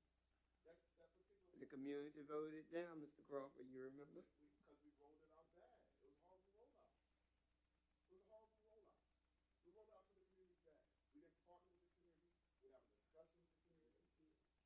It was rolled out horrible. So, and we allow Newsday to tell a narrative that is going to destroy the community tax base. And we didn't get ahead of it, which I keep saying, we keep hiring these independent things to get the word out, but we don't do it. We don't roll it out. These schools need to be bulldozed. Okay, let's go another meeting, let's It's go not enough. forward. They're talking about $1.6 million right now. How we gonna have another meeting? And we just came up You with either yes or no, that's all. This has to be a conversation. We're gonna keep having this conversation. Not tonight with all this we got to do. The time is now 8:49 p.m., and I'm going to put my motion back on the floor once more and again, that we enter into executive session to conduct the interviews to which we scheduled. That was supposed to begin at 8:30, and now it's 8:49, and we're now peaked upon the second interview. Thank you.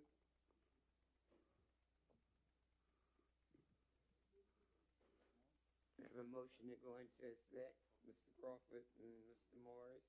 If they would have got into executive session at the right time, we'd have been open back out here within the next 45 minutes. No, we would not. We only had 15 minutes. Oh, no, you won't. We only had 15 minutes, Mr. Morris. It Yeah. was 8:20 at that time. No, the second person is here. So now we have two people waiting for us. We have a first and a second. Those in favor. Those opposed. Those abstaining. 6-0-0. We now stand in exec session. No, attorneys.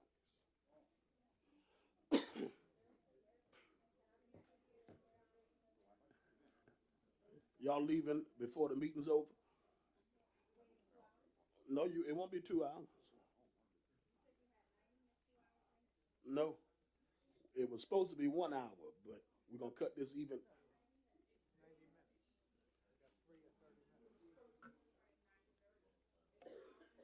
Okay, I'm gonna read the schedule that's here. Understood. Thank you, Ms. Baker. So,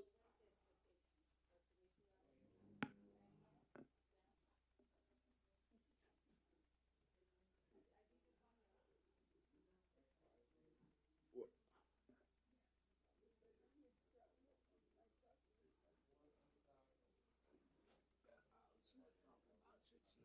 I can't talk. She was saying. Excuse me. It might be some legal questions that has to be asked. I don't know. The Thank you. majority of the board. Oh, yeah. Be, right. Yes. So how does that gonna work with billing then, if y'all are leaving? With the billing? She's saying that she could be remote.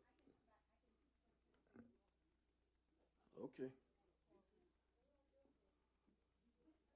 This is part of Billing. This is automatically Oh, part of their okay. Yeah, retainer. Right, this is a retainer. All right. It's okay. All right. I'll call back in. Okay. Thank you. I'll talk to Jessica. Good night. All right. Happy holidays.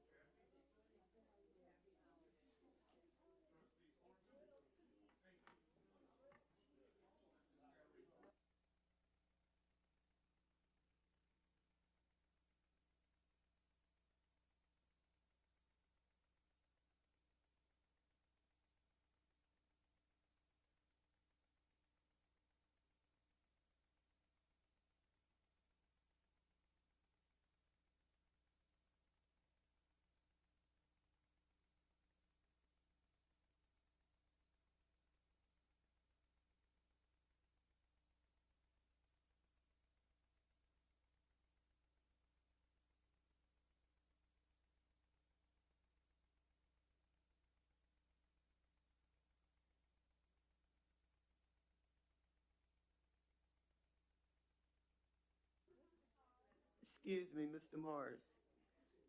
Even though we had these interviews, the board needs to discuss some things before we start the interviewing process, I think.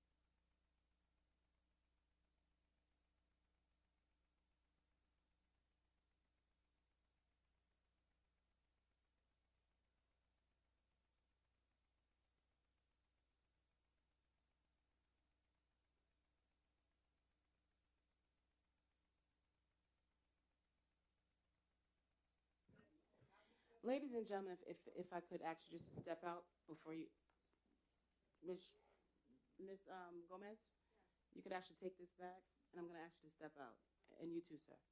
Thank you. Thank you so kindly. It won't be long of a delay. Thank you.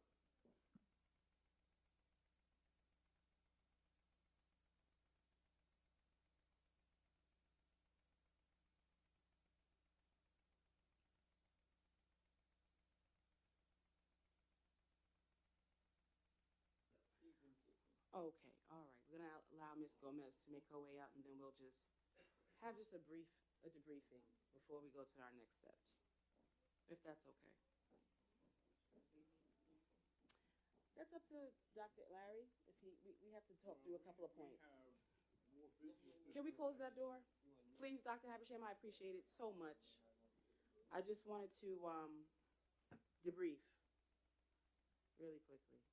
If I might, if you folks want to step out during this, any presentations, why don't you step out? Yeah, you can. Remain in executive session. It's up to you. But, yeah, you can't leave. Unfortunately, you cannot leave. Okay? So if you'd like to step out, you can, but if you want to stay, you can. It's up to you. Okay, whatever you want to do.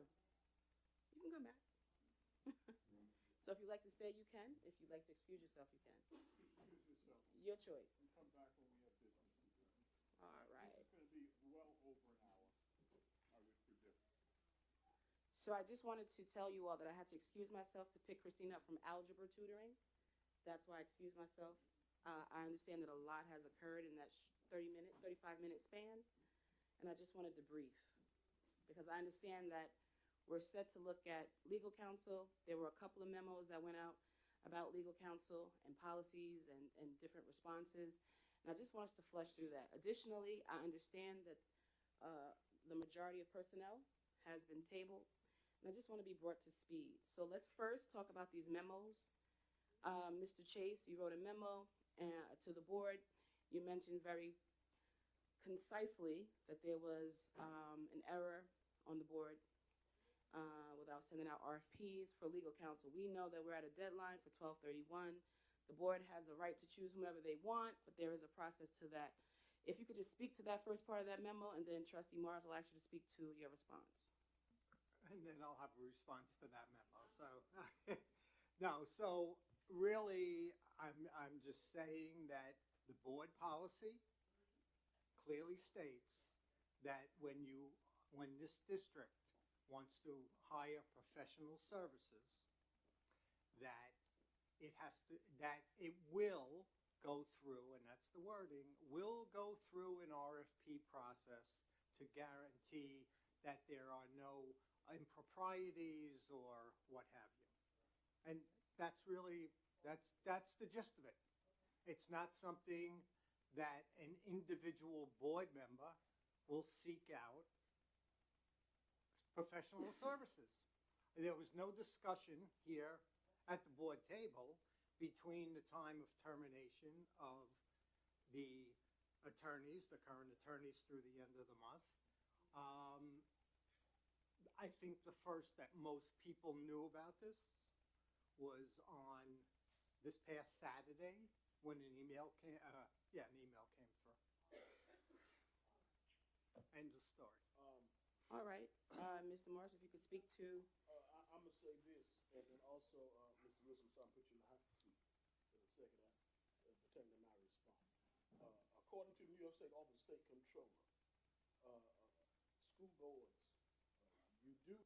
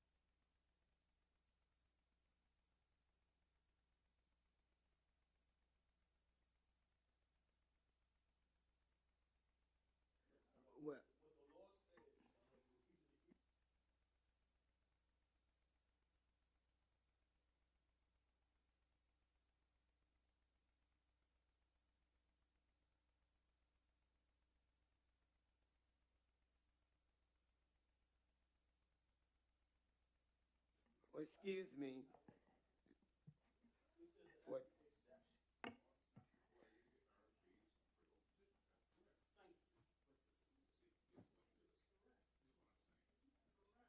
Excuse me. My problem with all of this was for transparency reasons. As the Board of Education, 7 members, no discussion was done about what attorneys that we were going to select or bring the names that was brought to the board. Now, okay, you might have had consensus of your 4, but it should have been a, well, whatever. Excuse me. Excuse me. I just assumed, and I'm sorry if I'm wrong, but I'm just saying, you as one board member don't have authority to bring in a firm, these firms, without no conversation with. Which means?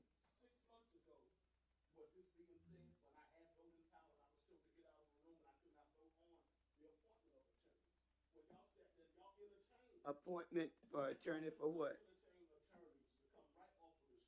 For what? For what? For your removal. That was on the recommendation that it was a conflict of interest. You were here. You were here. And you keep saying you was illegally removed. You was not illegally removed, and you know you was not. And we're not going through all that, but you overturned because of technicality, not because you was not wrong, not because you was not guilty.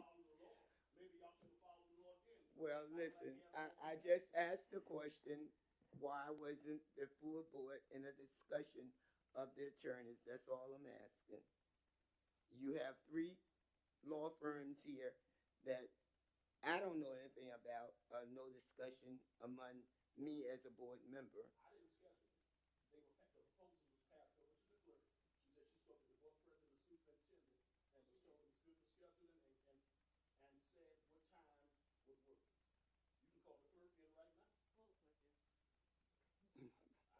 So where'd she get the names from? So why didn't they send it to the board like they normally do? No, after the fact. Let's establish this. On November 13th, Garcia was terminated. Right. Okay. For what reason? Because he was removed from the board. Right.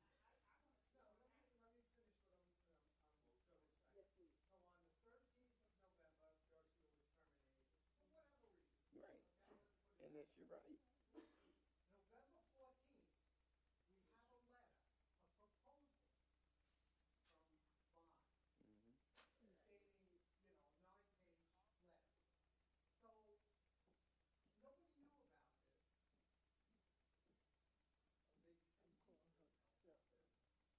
time. And it was sat on for a month. The information was sent out to the board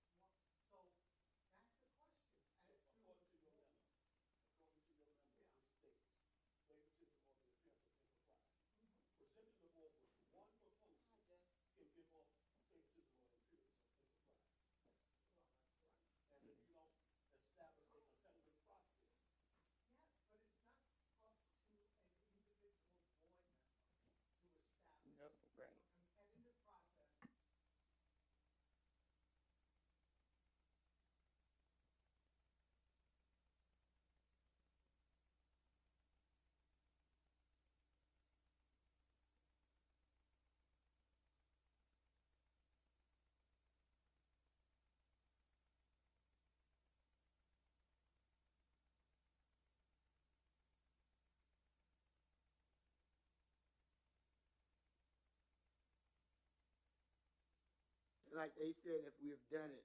But I'm saying, as a board member, Can we stop yelling? Is that possible, please?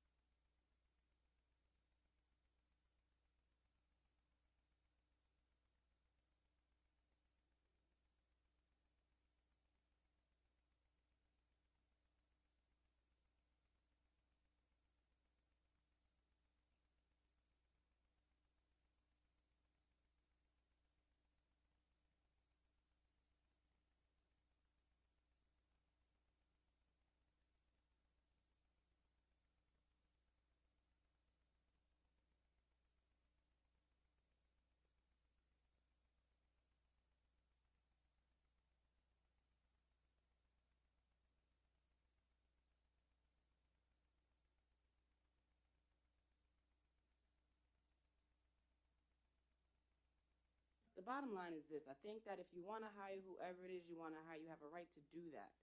I think that the issue for me is, I mean, I have no intention of voting on any of those three.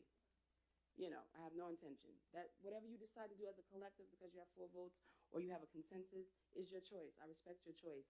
However, that is not my choice. I don't have, what I understand is that you have one real estate firm, one sexual harassment firm, and one firm that might be dedicated to education. That is my understanding.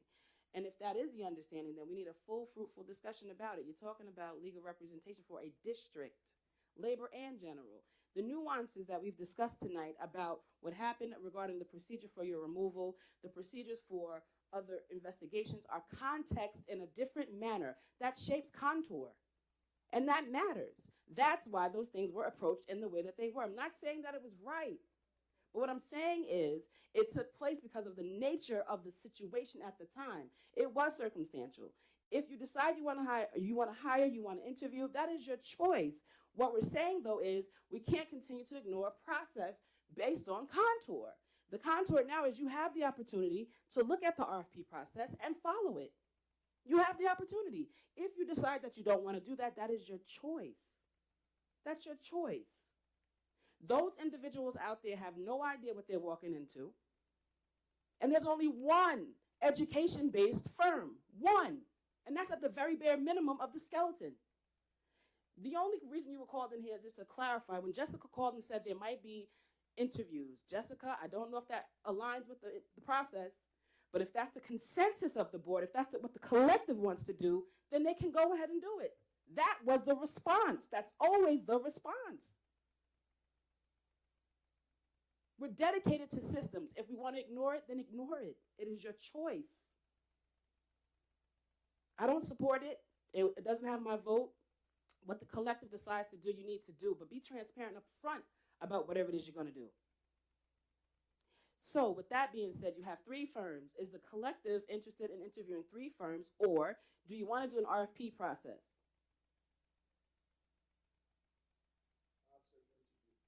Crawford. Brown. Holder. I oppose the interview. You oppose the interview. You can go forward. How long do you anticipate that you'll see each person? Well, unfortunately, we had to hash some of this out. And before we invite them in, I do also understand that there were some other personnel resolutions or whatever for tabling. Do you want to discuss that after those couple of interviews? That's my question. So how do you want to proceed? I'm sorry? So what are the questions? You plan to ask questions? Are there questions that you've prepared, or do you have a template, a blueprint? I understand that. Listen, I majored in literature, so I know how to read, I know how to digest and summarize very well. And I know how to interview exceptionally. I do it every day for a living. But what I'm asking is there a blueprint? And if it is, can you supply it to the board? Do you have a blueprint? You don't have one. So we're going to interview it unprepared. Whatever it is, Mr. Morris, that's not the basis of there's no debate. There's no debacle about whether or not you can interview. Are we prepared to interview? Where is the blueprint? With what? You going to interview? What I said was, you don't have my vote.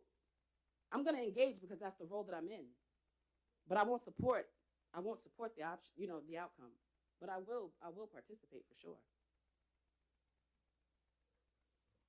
Who will you see first? All right. Ms. Gomez, please. And what's the time frame?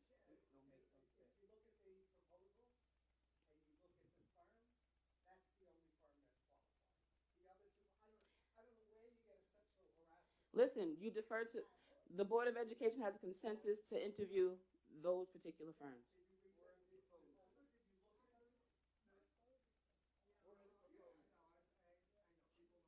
All right, so well, you might want to wait, Jess.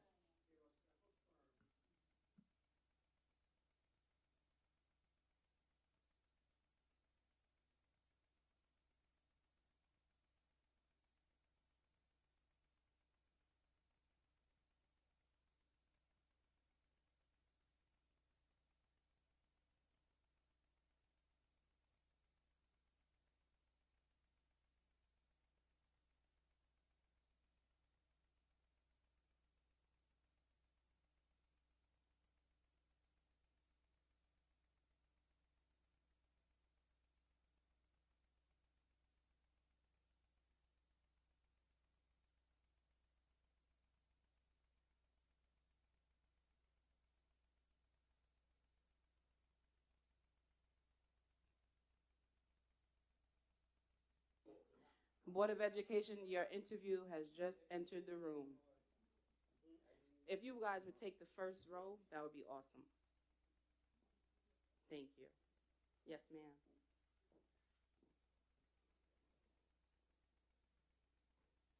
Welcome. I'm going to actually direct your attention to Trustee Morris, who will lead your interview.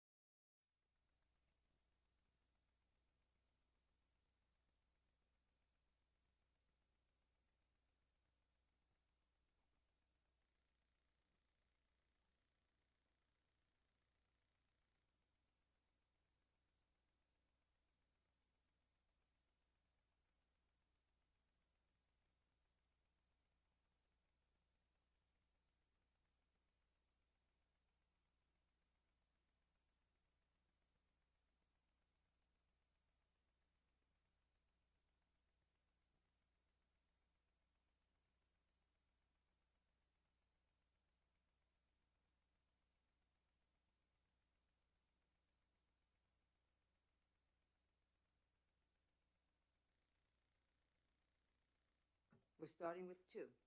'cause We are already starting voted with on one. two. Personnel, two, district-wide appointments, friendly amendment to pull item M as in Mary. Zare first. I'm asking that we pull letter A. Friendly amendment to pull item A as in Ann and M as in Mary. All right, not a problem.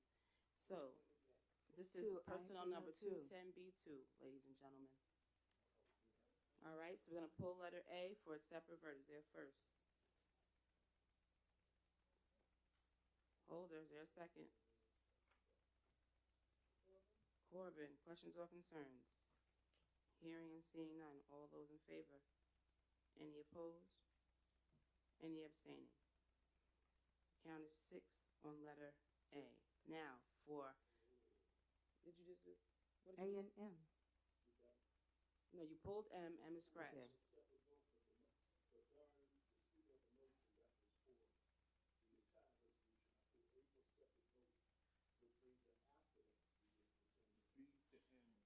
Right, exactly, that's what you, The vote that just took place was on the rest of the resolution or simply letter A? correct. No, it's all the remainings that we, okay. Okay. So that was 600. Now for, Personnel, three, this is the conference, the World Language and Bilingual Education Conference in March. no, we have to do A by itself, Dr. Abishan. It's okay, just stay with me. You ready? You're gonna go back to personnel 2. Now we're gonna do the vote for letter A by itself. District-wide appointment for item A. Is there a first? Is there a second? Walker will second. Any questions or concerns? All those in favor? Any opposed? Any abstaining? The count is 5-1-0. Number 3. Personnel, three.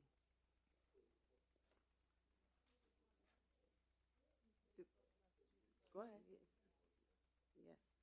The conference, the World Language and Bilingual Education Conference, to take place in March. Is there first? Baker. Second? Corbin. Questions or concerns? Hearing none. All those in favor? Any opposed? Any abstaining? Count is 6. Number 5. Four.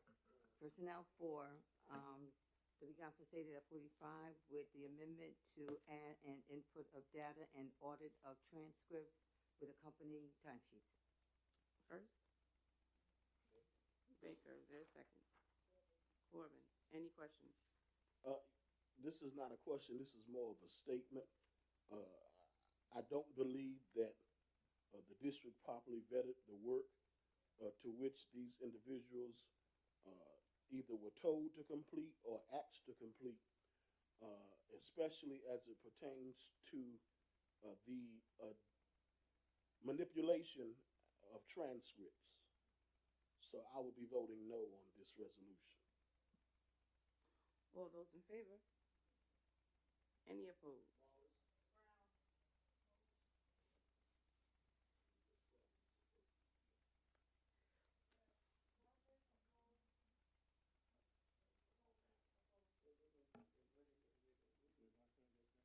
All right.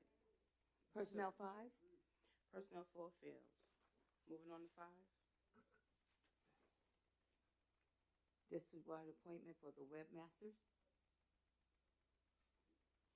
Is there first? Is there a second?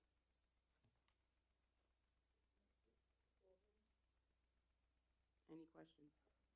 Yes, as it pertains to this resolution, after the district has spent approximately $627,000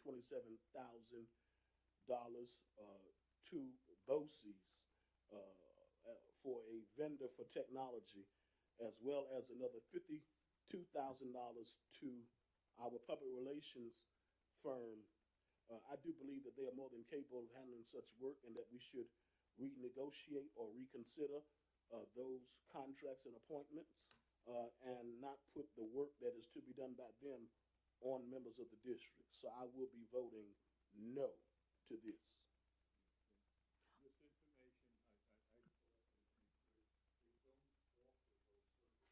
those services. They offer them, we just haven't selected them because it's in the contract. We just don't have a figure that is there in their contract as being in need of those services. Or they misrepresented themselves in the contract, which will go on to my other point that we may need to reconsider those contracts. All those in favor? Any opposed?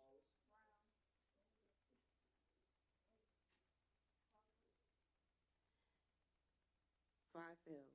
Moving on to number 6. Personnel 6, district-wide after-hour crisis support personnel. Is there a first? Is there a second? Are there questions? All in favor? Any opposed or abstaining? Count is 6. Moving on to 7. Personnel 7, student field placement internships. Is there a first? Is there a second? Are there questions? Those in favor? Any opposed or abstaining? Count is 6. Personnel 8, leave replacement without pay. Oh, Oh, yes. Well, acknowledging that Crawford's yes. on the phone. Okay. Sorry, I defer to you. Personnel 8, Yes, ma'am. the revised leave of absent without pay. Is there first? Is there a second? Holder. Any questions? All those in favor? Any opposed or abstaining? Count is 7. Personnel item number 9, revise previous approved appointment for the special education teacher. Is there a first? Is there a second? Any questions? All those in favor? Any opposed or abstaining? Count is 7. Personnel 10, the increase of minimum step in the wages, which is in accordance with New York State Department of Labor. Is there a second? Corbin. Questions or concerns? All those in favor? Any opposed or abstaining? Count is 7. Personnel 11, the increase the hourly rate of pay for the positions identified below with a friendly amendment to amend to include the old hourly rates. Is there a first? Is there a second? Questions or concerns? All those in favor? Any opposed or abstaining? Count is 7. Personnel 2, the appointment of an administrative position. The candidate to the position indicate and will accept the resignation of the candidate from her previous position as AP at the high school simultaneous with this appointment. Is there a first? Baker Walker, is there a question? Yes, my question would be, hasn't it been, and this is also a question that may be more directed to council, hasn't it been the history of the district as well as, in order for transparency, that you vote on the resignation either separately, or is such language on this resolution good enough where it states that upon the acceptance of the resignation, they will then simultaneously be appointed, as that may give the appearance of an impropriety? Although, We did seek legal counsel and they gave us the verbiage. Got it. Thank you. all those in favor? Any opposed? Morris is opposing.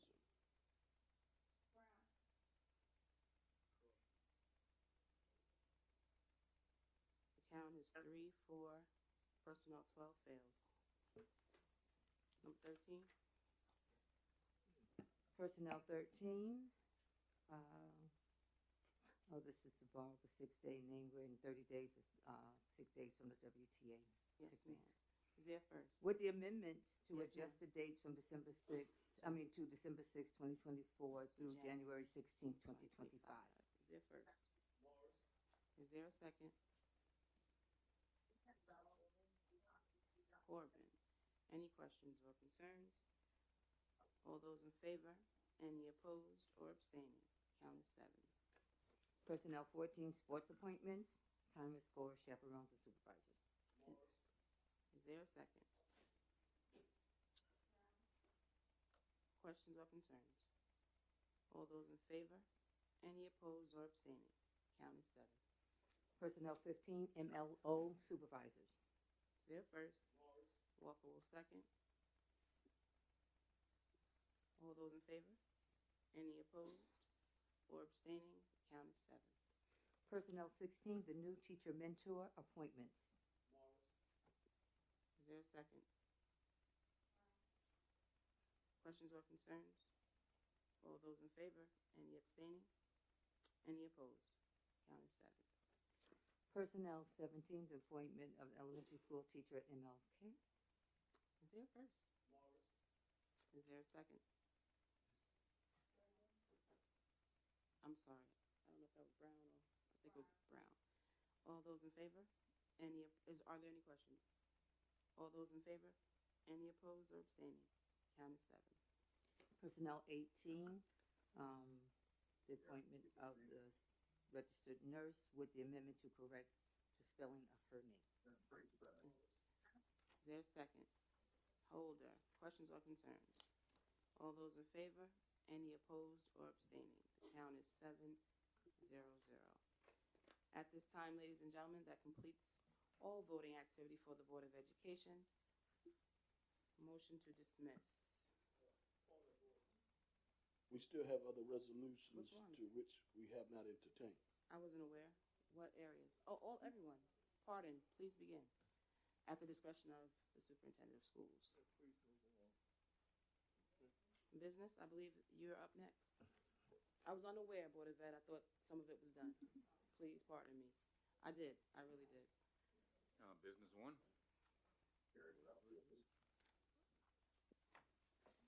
Budget transfers. Business 1, budget transfers. Is there first? Is there a second? Brown, questions or concerns? As it pertains to the significant amount of transfers, I know last month it was stated that this is to be in compliance with the new state codes. Is this the same here? No. So, so what is the purpose of over, I want to say about $3 million and $2 million in transfers? From now through you can expect budget transfers from here through June in various areas, including the salary areas, as we try to balance and or rebalance the budget. So does it mean that we might have put too much money into certain codes in the budget? It can mean that in certain instances, yes. So then, and this will really then fall on New York State Comptroller's office.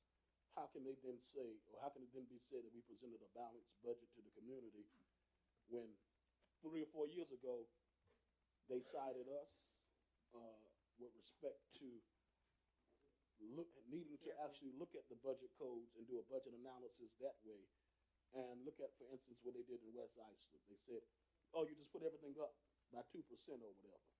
And I don't want to say that this is what's done, but when I see transfers to this magnitude, I have to ask this question. All right, and I appreciate the question. Budgetary transfers don't indicate your budget as a whole is out of balance. It means money has to be moved from one area of the budget to cover something in another area of the budget to keep the budget in balance, in alignment. So, as you'll notice, all budget transfers are balanced. The amount of money being transferred into a given account code is offset by something coming out of another account code. And there's also, in addition, the fact that several contracts were settled recently. You don't put the money on the line, because if you have only 1 or 2 people on the line, it makes it easy for the union to know the percentage, right? So you put it in health benefits or some other benefit line, and then you have to move it out eventually. Well, see, like for instance, though, looking at, I'll use 2 examples here. Actually, the first one I use, social worker. You're transferring $47,905 out of the social worker line at LFH, and then transferring $50,455 for social worker at MLK. But the reason being, the social worker we had assigned at budget development time was moved from ended up being not at LFH but at MLK. So basically, that was it. There were 2 people assigned to one and 1 assigned to the other, something like that. So.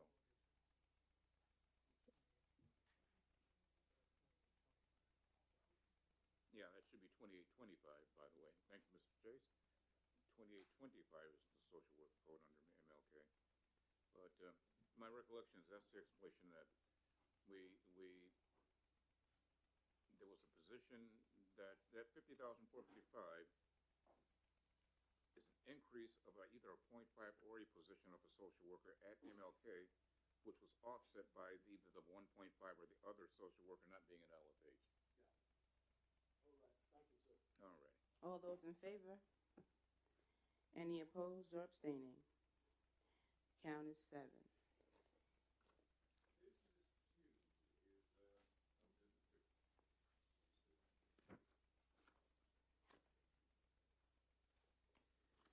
Business 2 is what?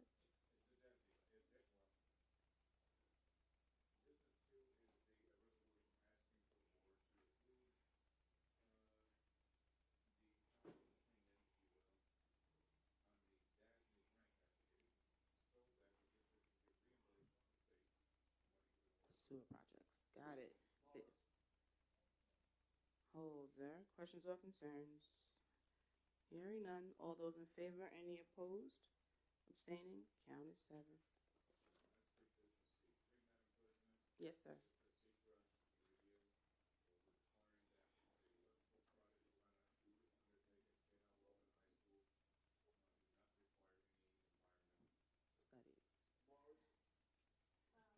Morris Brown. Questions or concerns?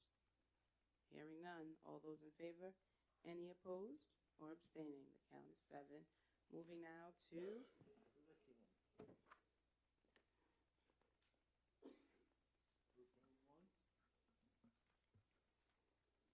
Yes, curriculum 1 are the trips that were approved from the curriculum department. So I just wanted to add briefly that up to this point, I've approved all trips. Just because I've been observing and kind of seeing what the trips are about and how the trips are coming in for approval through the curriculum department. We know as a cabinet and under the leadership of Dr. Ehrenstein that instructional time is very important to keep our children on task. And so moving forward, in tandem with everyone, I've created a procedure to take a look at trips and to make a decision of whether to approve or disapprove trips. For example, if a trip request comes in without an educational objective, it will be kicked back. So all trips need to have a connection with curriculum, with standards, with units of study that are happening. I've also collected data of the number of trips that each building has attended from September to December up to this point. And so as we move forward, we are going to have conversations of how many trips, we have 180 days out of the school year, and we look at our attendance rates, and then the amount of trips that students are going on and teachers leaving the classroom setting. So we want to make sure that the trips that our children are going on are enriching and enhance instructional skills and motivations. So we will be doing that moving forward. Thank you, ma'am. Is there first? So then it may be discussion, Morris. Is there a second? Holzer. Questions? Yes. Dr. Juan, you stated that, yes, and with the spirit of education and the, excuse me, educational purpose for the trip, what would a trip to the Chinese buffet do with education? So that is a trip that is not run by a teacher. It is by LLP. So it's the LLP trip. So up to this point, we've approved that. That's the organization from Farmingdale that's connected with Farmingdale. And they come in, they service about 110 students in our district. And so this is a trip that the organization has put together, not a classroom teacher. Got it. Okay, then another thing, as it pertains to the trip to Washington, D.C., this is, for one, I don't understand it. The person whose name is on this resolution is different from the actual teacher to which we received an email about. Is this for the parade and the band's participation? I believe that the person who put in the trip, because up to this point, I have not disapproved any trips or looked further into investigating, but the person who put in for the trip is not the person who is going to be going on the trip. I think the person was, from my understanding, the person was asked to put in the information. I think she's a secretary, yes. Okay, so according to our email, we were told that this trip would cost $50,000. And then it was some conversation about 25. However, I stopped reading it because I said I'm going to speak about it when I get to this seat here. Looking at the supporting documentation, in the supporting documentation, it says that this would be basically at no cost to the district. It says $0. So I don't see, and we have not seen any proof of that will reflect a $50,000 figure, a $25,000 figure, and I'm led to go with the $0 figure because that's what's in the supporting documentation that the board has. So what is the actual figure and what proof do we have that supports that figure for the trip? So this is a trip that was recently brought up to all of us. There was a lot of excitement around the trip because to go on the trip and to be approved to attend Washington, D.C. in March, for the marching band to march, they had to send in a video, and it was sort of like a contest to see if they can attend. So once the video was sent in, they were approved. So there was a lot of excitement. From my understanding, we are still in the process of looking at the trip, but there was a request put in to have some of the funding supported through the school district because there is a deposit that is due. But they are looking at fundraising, and they just wanted to know what the district could contribute in terms of the down payment, and they can see how they can also raise other funds before the trip, because I think the trip is not until Memorial Day weekend. Yes, but so with respect to that, and from an auditing standpoint, in order to look at this and say, because they're not going to care about the emails. What they're going to say is that the Board of Education was presented with a supporting documentation that said $0. And why was there a $25,000 or $50,000 expense, whatever it may be? And my thing is, it's only December the 18th. And I think that we should wait until we have a determination on what the district will be asked, or the board will be asked to approve, to give, so that it can be in this documentation, because this documentation where it stands is fallable, and anybody in the public can request through a FOIL request on what documentation it was. And I just don't want my name in any part of an audit that says, well, Mr. Morris, you voted in favor of it for $0, but the district spent $25,000 or $50,000. Understood. We've had preliminary conversations with the superintendent and Mr. Wilson in terms of understanding the funding and the amount of money that's necessary for a trip of this magnitude. So I don't know, we haven't had follow-up conversations about this, but I suggest, your point is well taken. I suggest that what we do is we put that on hold, and then we bring a resolution to the board approving 25,000 or whatever amount you want to put up towards it, and then we approve the trip based upon that. We do it in a two-step process. That to me makes sense. Thank you. And then one other question that pertains to field trips. During my walk throughout the district that took place on November the 27th, I was informed that teachers have been told that they have to pay for field trips, for them to go on field trips. How does this look? Because if we need teachers on field trips regardless, how they're paying out of their own pocket. Let me speak to that. I was approached by the president of the teachers union. He asked me that very question. And I have to say, I was rather shocked. I said, you're asking teachers to take money out of their pockets to pay for a field trip? And they're being told, if you don't pay for the field trip, your kids aren't going to go? And I said, no. So I put together a procedure, and I sent it out to all of the principals, and they laid out step by step what they have to do, and I indicated teachers will not have to pay out of their pockets. Done. Thank you, sir. You got it. So let the record reflect, Jessica, the superintendent said teachers will not have to pay out of their pockets. You got it. Thank you, sir. All those in favor? Any opposed or abstaining? Is the gentleman still on the phone? Count of 7. I'm sorry, she left. 6. And we're dropping the Washington trip until the money is approved. So let me just read, okay. All right, so the Washington trip, pending further discussion, won't be a part of this resolution for tonight. All right, moving right along, PPS, I believe you're up.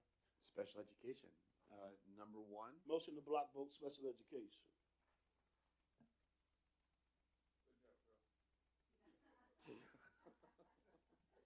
Y'all gonna second? Is there a second? Brown. All in favor, any opposed or abstaining? The count is 6. Now for the actual vote. Is there a first? Morris. Is there a second? Brown. All in favor, any opposed or abstaining? Count is 6 on special education. Support operations, that might be you. Good evening. Good evening. I would like to pull support operations number 1. We did not receive the signed writer back in time. Number 1 is pulled. Moving along. Support operations number 2 is an addendum to a previously approved contract between the district and Levy Development to provide financial literacy training to students and staff at the Wyandanch Memorial High School to add an additional $1,500 to the previous approved contract. Is there a first?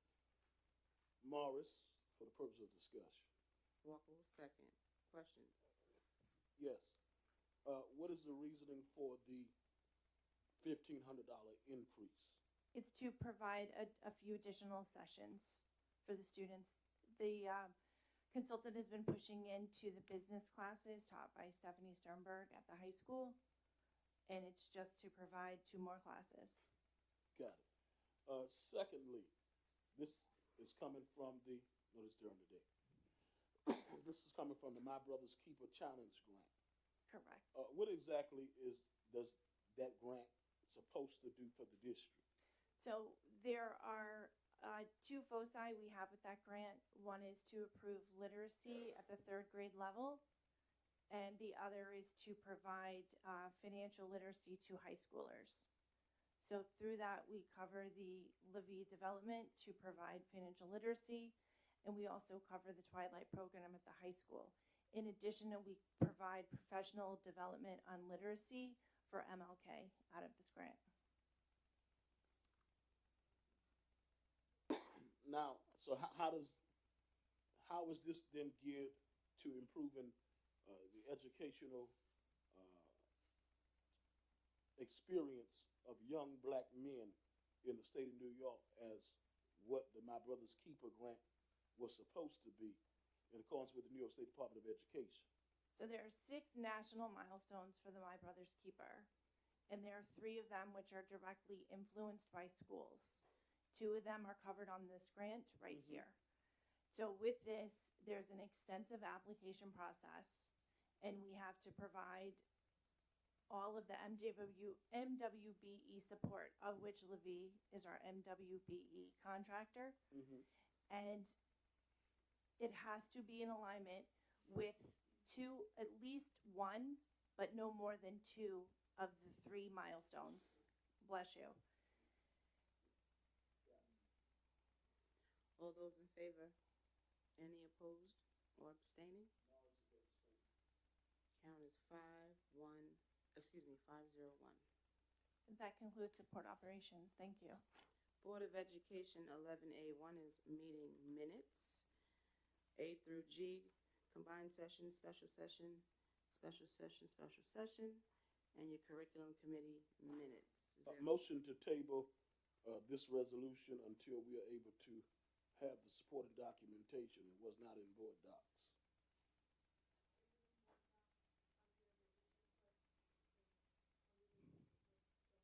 It's not in there as we speak for this meeting. Only the resolution is. So how would the community be able to review the minutes?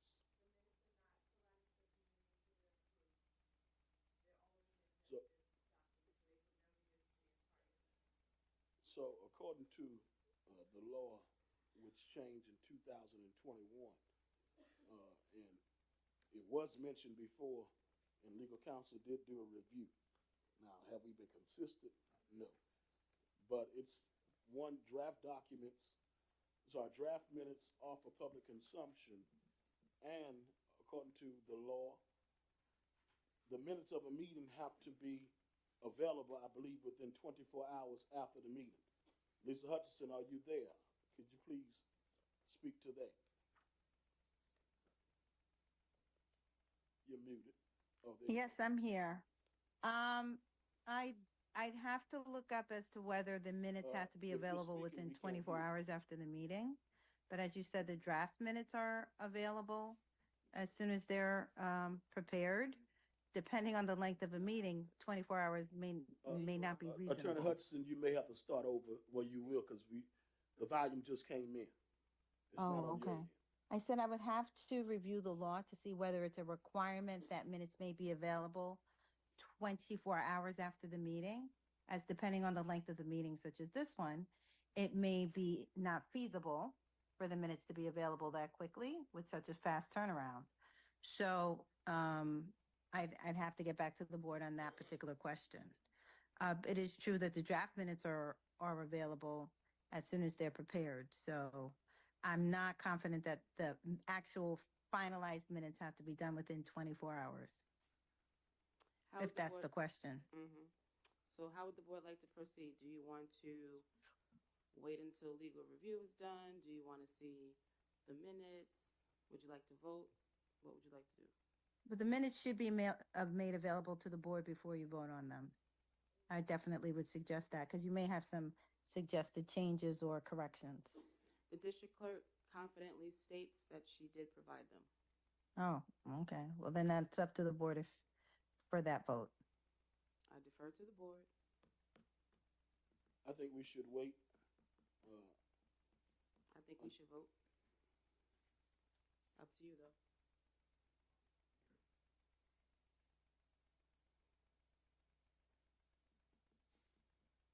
Waiting or voting, ladies and gentlemen.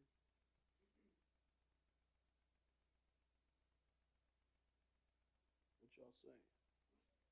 Y'all looking at me.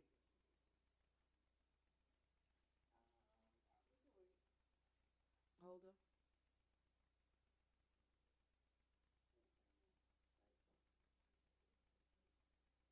Wait for the minutes, wait for the minutes. What do you say, Corbin? And I can't hear Crawford. What does he say?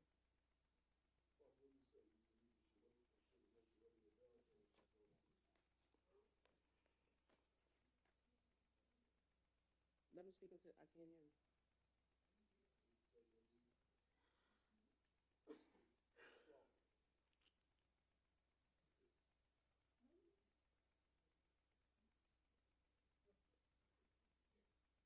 You don't have enough.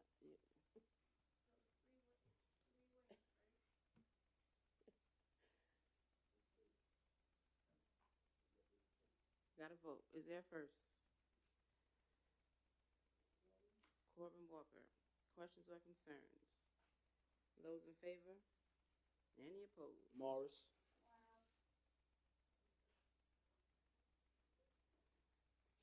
2-3-0. It fails. Board of Education number 211A4 is the internal claims report. Is there first? I'll first it for the purpose of discussion. Is there a second? Holder. Questions or concerns? Yes. This report is located where? Use your microphone, Jessica, if you don't mind. I'm sorry to. When I send the packet out on Friday, I attached the minutes, the reports, and all of the documents pertaining to that week were in the district clerk tab, which is at the top of the board docs packet. So if you were to click into there, you would have saw all the documents pertaining to this these documents for the resolutions. So for tonight's meeting, given the nature that many resolutions that were in the packet on Friday are either amended or changed tonight, and there's no supporting documentation at tonight's meeting to which we approved in board docs under the tab for tonight that will speak to this resolution. Because for all I know, there could have been a change or not. Essentially, you're blindly voting. A change in a report from the third party? Correct? There could have been amendments. I don't There's know. no amendments. The document that was provided on Friday is the same document that we're approving right now.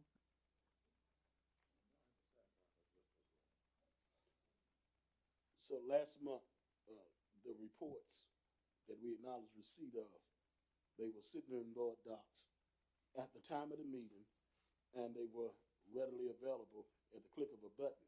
You didn't have to go back to Friday, but it's fine.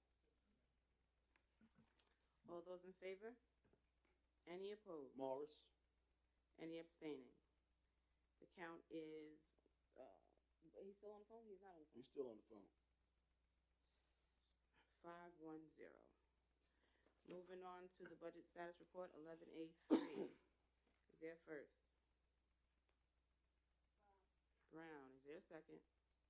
Morris, for the purposes of Questions? discussion. Same thing as I stated with the other resolutions, so it'll be the same vote. I'm sorry? You have the same question that she previously answered twice? Not a problem. Yep, and so my vote will be the same. That's as your before. choice, Mr. Morris. All those in favor? Any opposed? Morris? Any abstaining? Count is 5-1-0. Moving now to Board of Education 11A4. It's the Food Vendor Compliance and Financial Reporting Procedures. Is there first? Morris? Is there a second? Questions or concerns? Hearing and seeing none. All those in favor? Any opposed or abstaining? The count is 6. Board of Education number 5 is the Superintendent of Schools to ensure all students learn in designated classrooms direction. Is there first? Morris? Brown, Morris. Questions or concerns? Hearing none. All those in favor? Any opposed or abstaining? The count is 6. 11A6 is the ex officio student members on the Board of Education designee acts. Is there first? Morris? Walker was second. All those in favor? Let me state, because I know Ms. Baker had raised a question regarding this. Although I do understand that state law was passed and it was signed by the governor back in September, it does not go into effect until July 1st. However, I think that we should get a better understanding for us as to what this would look like as it pertains to having a student board member, and that we should even get our feet wet now. And so that's why this resolution says that we would have identified and appointed one by February the 28th. All those in favor? Any opposed or abstaining? Count is 6. 11A7, rotating Board of Education meetings. First? Brown. Is there a second? Morris? Questions or concerns? For the purposes of information. I do believe that we have been in this room long enough, and it's time for us to go out into the district and get a understanding of what's going on in each building. We had students come tonight who performed from the Francis Harden Elementary School. Thankfully, there's hallways that they were able to walk through to get here. But I think that it would have been better if we would have gone to that building and get a chance to even witness what the students are doing there and also celebrate the achievements of the students within that building. So the purpose behind this resolution is that we may travel throughout the district and rotate our board meetings and spread them at different school buildings so that board members can actually see buildings, understand what's going on and what needs to be done in the buildings, and also celebrate the wins amongst students and staff. Those in favor? Any opposed or abstaining? The count is 6. And finally, ladies and gentlemen, we have arrived at the commencement of Article 78 regarding regionalization. Is there first? Morris. Morris Brown. Questions or concerns? Just a statement of the Board of Education has already retained counsel at no cost to the district. That's thanks to my negotiating power there, Mr. Chase. And was at no cost to the district. And there was a favorable vote in order to file Article 78 regarding regionalization. Now, this is directing in which Dr. Aaronstein stated to us he wanted to get our stance on whether we sought to opt in or opt out. This resolution is making it clear that we will be issuing a letter or asking you to issue a letter to the state notifying them that we want no parts of it. Thank you, sir. Those in favor? And let me also add that we would not be submitting the 72-page survey. That is correct.